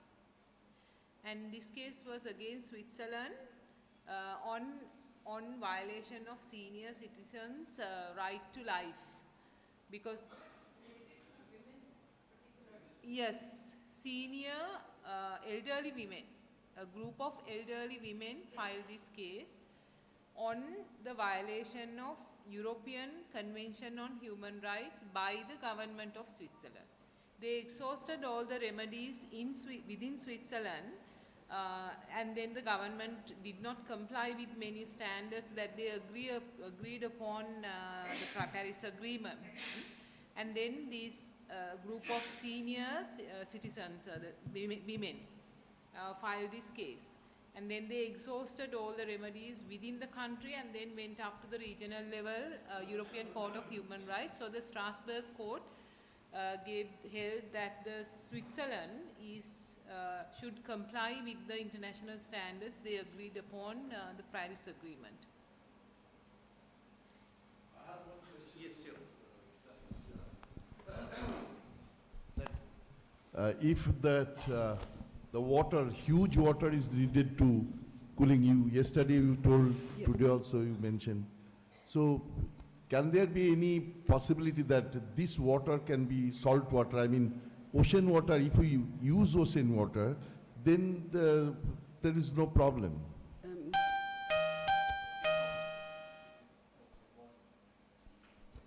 Thank you. Yes, if you remembered my presentation on the first day, what they did was they gave the people to drink the salt water. They opened up the restrictions that were there, and they gave this cooling water to be purer water, because it is very sensitive. You know, these are all made up of very tiny, so it can't be polluted. It cannot be corrupted, because then there would be, it will immediately set off reactions because this is such volatile. That is why it's so. See, what I'm saying is, why is there a deafening sound of silence about this? Nobody's talking about it.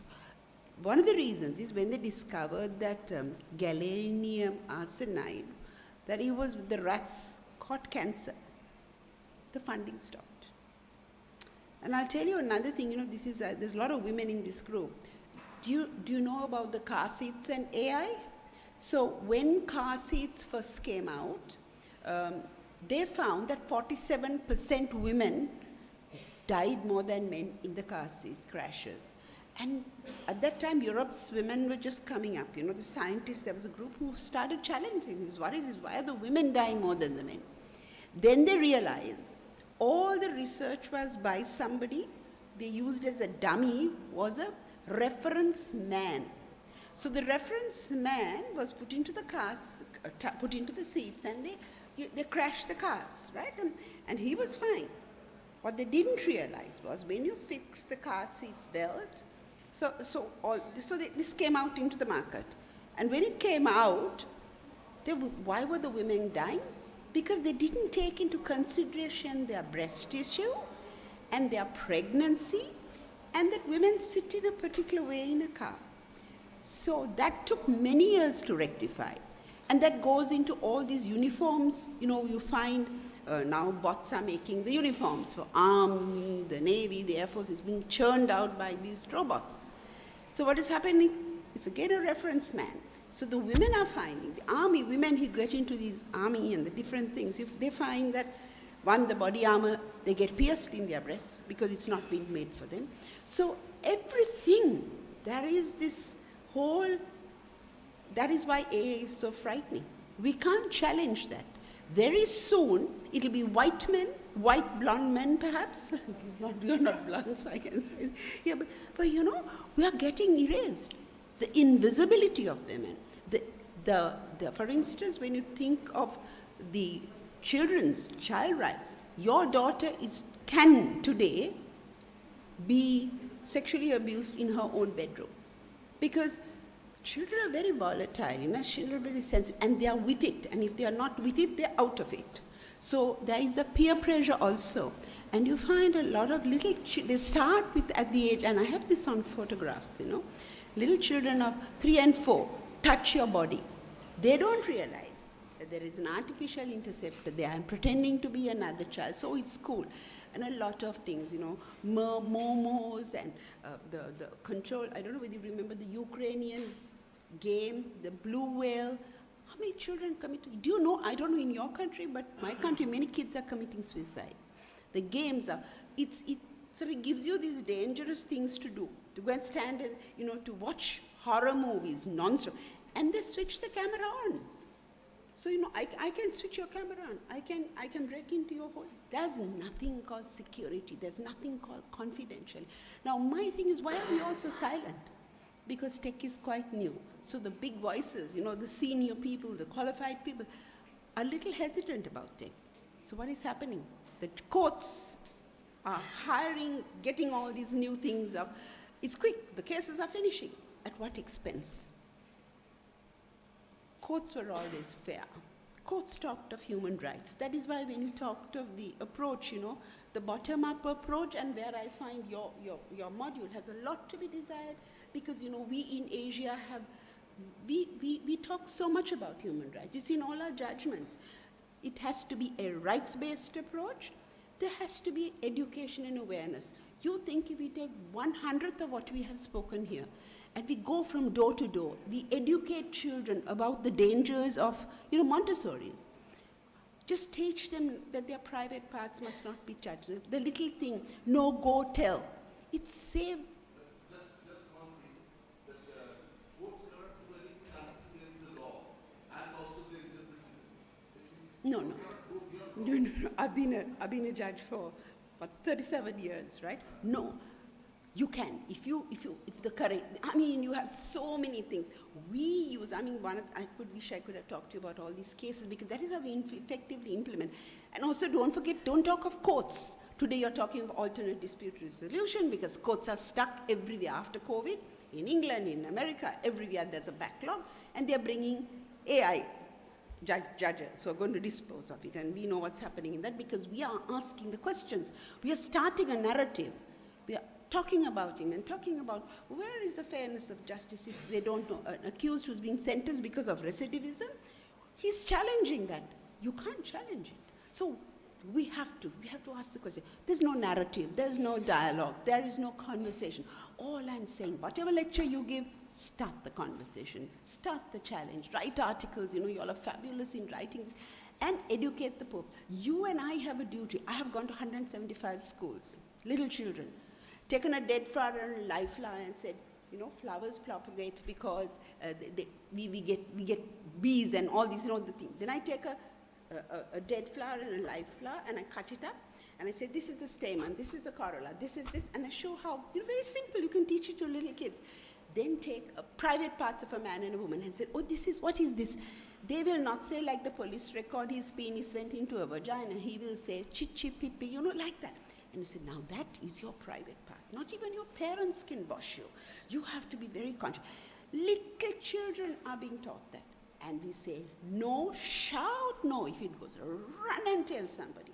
If you can't trust your mama, your dad, or if it's something. So you educate. It's only through each and every one of us. There is a duty of care. We eat 3 meals a day. That's where our responsibilities begin. Can I intervene, Justice Tirupatana, relating to what you said, disagreeing with you that judge does not need laws to be there to change the law. Yes.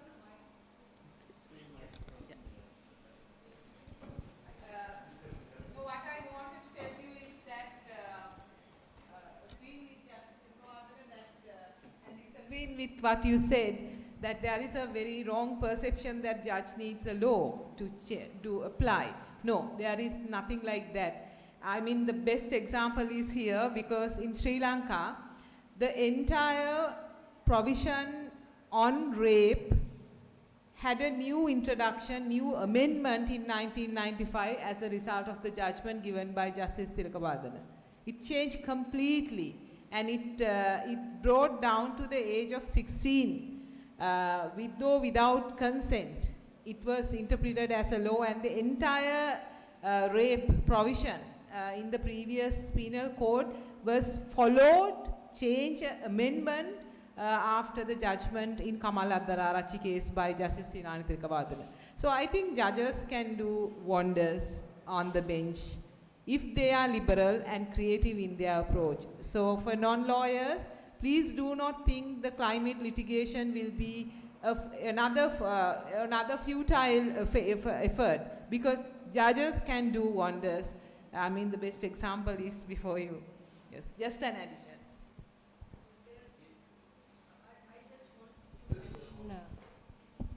I just wanted to mention 2 developments which are taking place in the judiciary across South Asia, about which I can say. One is that number one is that judges that are coming in now are not so sensitive and connected to the ground and the community problems. They're more bureaucratic in their approaches. So the same problem is replicated what we have in district administration. We face it in the courts, whether you go till the Supreme Court. The second thing is more disturbing, where the judges who could have taken so much of suo motu action, they are transferring the cases back to the legislature. That we are not lawmakers here, and it has happened in the last 3 years. It's happened so many times in Supreme Court that they have transferred it to the legislature, saying that we are not the lawmakers, the legislature will make the law and then we can act. So what is your understanding about this development? There are exciting things happening, in Pakistan. Sorry, in Pakistan, there was a 2-finger test when you were raped. A woman judge got up and she wrote and she said, this is wrong. The whole of Pakistan, if you can do that in the 21st, end of 21st century, you can do anything, because the people took it, the lawgivers took it, and this was then choose your own partner, that you have the choice, the right to choose. So the Charter of Human Rights gives us enormous rights. If you read the Constitution in all our courts, it's a matter of interpretation, but it takes good lawyers, good judges, good arguments, And you don't have to have money. I mean, the famous sand mining case in my country was a girl who couldn't speak proper English so much that the chief justice was getting furious. But because we are trained, as women to hear that soft voice, I got her to the front. Huge, we would have been a desert before long, So it's education awareness and the media. What's happened to the media? We have media giants here. The deafening sound of silence, or they've been bought over, or they're corrupt. They used to talk about these things, And I think with wars and deaths and all this going on, we are getting insulated. How many people must die for us to open, we can do it. I mean, I really want to tell you that, because when I started the Water's Edge case, there was no law for me, because I was holding against the then president, a woman president. Where is the law for me to hide behind, right? What did I do? Took the Constitution. I said, there has to be an answer. I just want to ask one question. Did you get any cases on the impact of AI on human health? We haven't not yet had cases, but I had it a long time ago. When people import things into the country, I've always been interested in tech from the time computers just came in. Some people have to pay a tax, but to bring it in a virtual copy, for instance, I'm just taking, if the Mona Lisa came by way of a virtual copy, you're not paying any tax. But you're trying to bring it through the customs, physically, you have to pay. I'm giving you an example. I'm not, just to understand, there was a huge disparity. So, these are things we have to grapple with. There are cases which are touching on AI, where women are being, we are having rape, we are having on pornography. Pornography is a huge problem because people who never saw porn. Now, in our age, we didn't have much porn, So the grandfathers are switching on porn, and there are so much of incest because of that. So we have lots of cases about that. But we have to talk about it. We are not talking about it. And when you say culture closes our mouth, at what expense? Of a child being raped at home repeatedly? Because we're not talking. And to know that what does the Constitution say? All our constitutions across the board. The doctrine of public trust. Every politician, every person, all of you who are educated and hold a post, do you have a duty of care to your patients? Do you have a duty of care to the scientific community? Or are you doing something which you are not there's no integrity? We need ethics, we need integrity, and we need codes. If we bring codes of ethics against all our judges, if we have committees which sit and scrutinize it, there'll be an amazing thing. There'll be a lot. We are not holding people accountable, And I think it's time we filter back and know that we are not invertebrates, we are people with spines. And to start challenging the community's challenge is an amazing thing. And the doctrine of public trust, which came in I think, one of the last few, like everybody said, what is this? It is a trusteeship. No. Power is with the people. They vote us. Sovereignty is with the people. And in which case, we have a doctrine of power. What is the doctrine of public trust? You and I and the judges and chief justice and the ministers and the president have. It depends on what post we hold. What is our accountability? To whom? To the most vulnerable. Begin there. Have you ever stood up? Have you taught local village children something about nutrition? I had a lady who went into this Kurunagal area, a Ayurvedic person. They are having malnutrition, but they have the best vegetables growing in the fruit trees falling down. They're having dal and rice and potatoes. So educate our people. There's so much, and we can learn so much from them. I can cook on 3 stones because I've been camping and hunting with my father when we were young. It's so easy. And when we ran sort of petrol in Sri Lanka, I actually found it's quite easier now. With the pipe, you blow it in. So people, you have to be self-sufficient and you have to make your children independent and self-sufficient. Don't spoil them. The more you give them, the more the next breeze and they're flat out on their back. And it's going to be a tough world, let's face it. Much tougher than we are. Don't forget the peer pressures on them through the internet. Don't forget those dangers. I just want us to be aware of it because we owe people less advantage. We owe it and we cannot walk away from that responsibility. Thank you.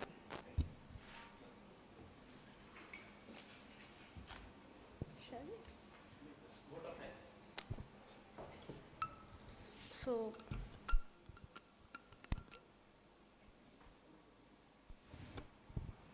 as we are getting late for the lunch, so I'll keep short my vote of thanks. I feel very happy to express our gratitudes and thanks to all our panelists for enlightening us from very, very different and emerging aspect of climate change.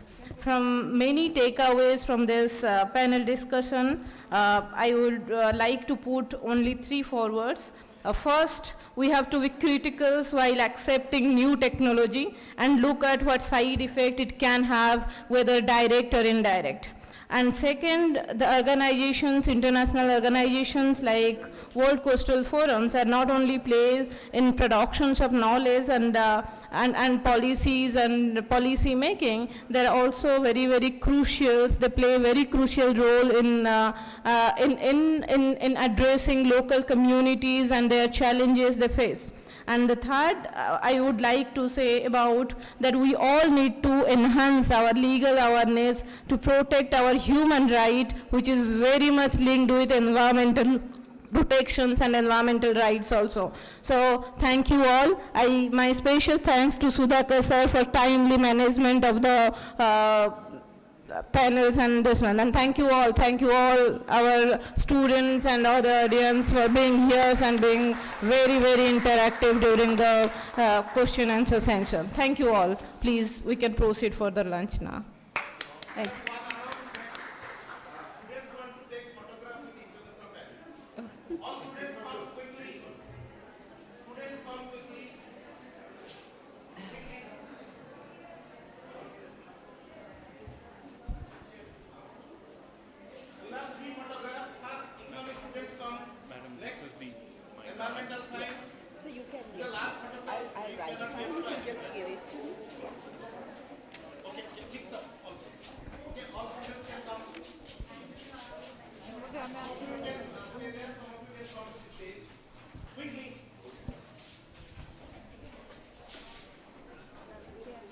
You can WhatsApp me. Fine, sir, please. Dr. Mitigation, please come to the stage. Quickly, 2 minutes, we'll take the photograph, we'll go. Actually, these photographs will require for submission to the NAC Bangalore.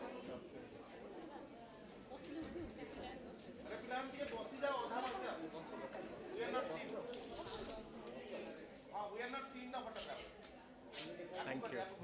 So, you know, I'd be happy to connect. because you're so you have so much, and you know we have such wonderful issues in this place.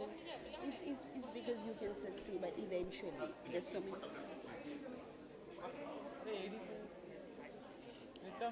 Pritam.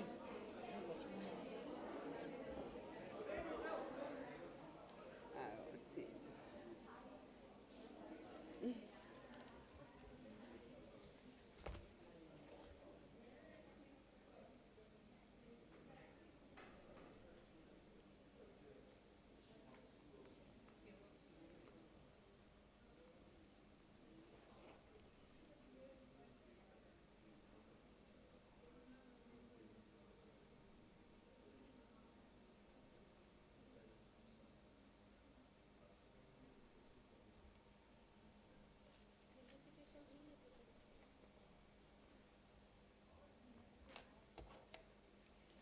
Okay, 1 minute.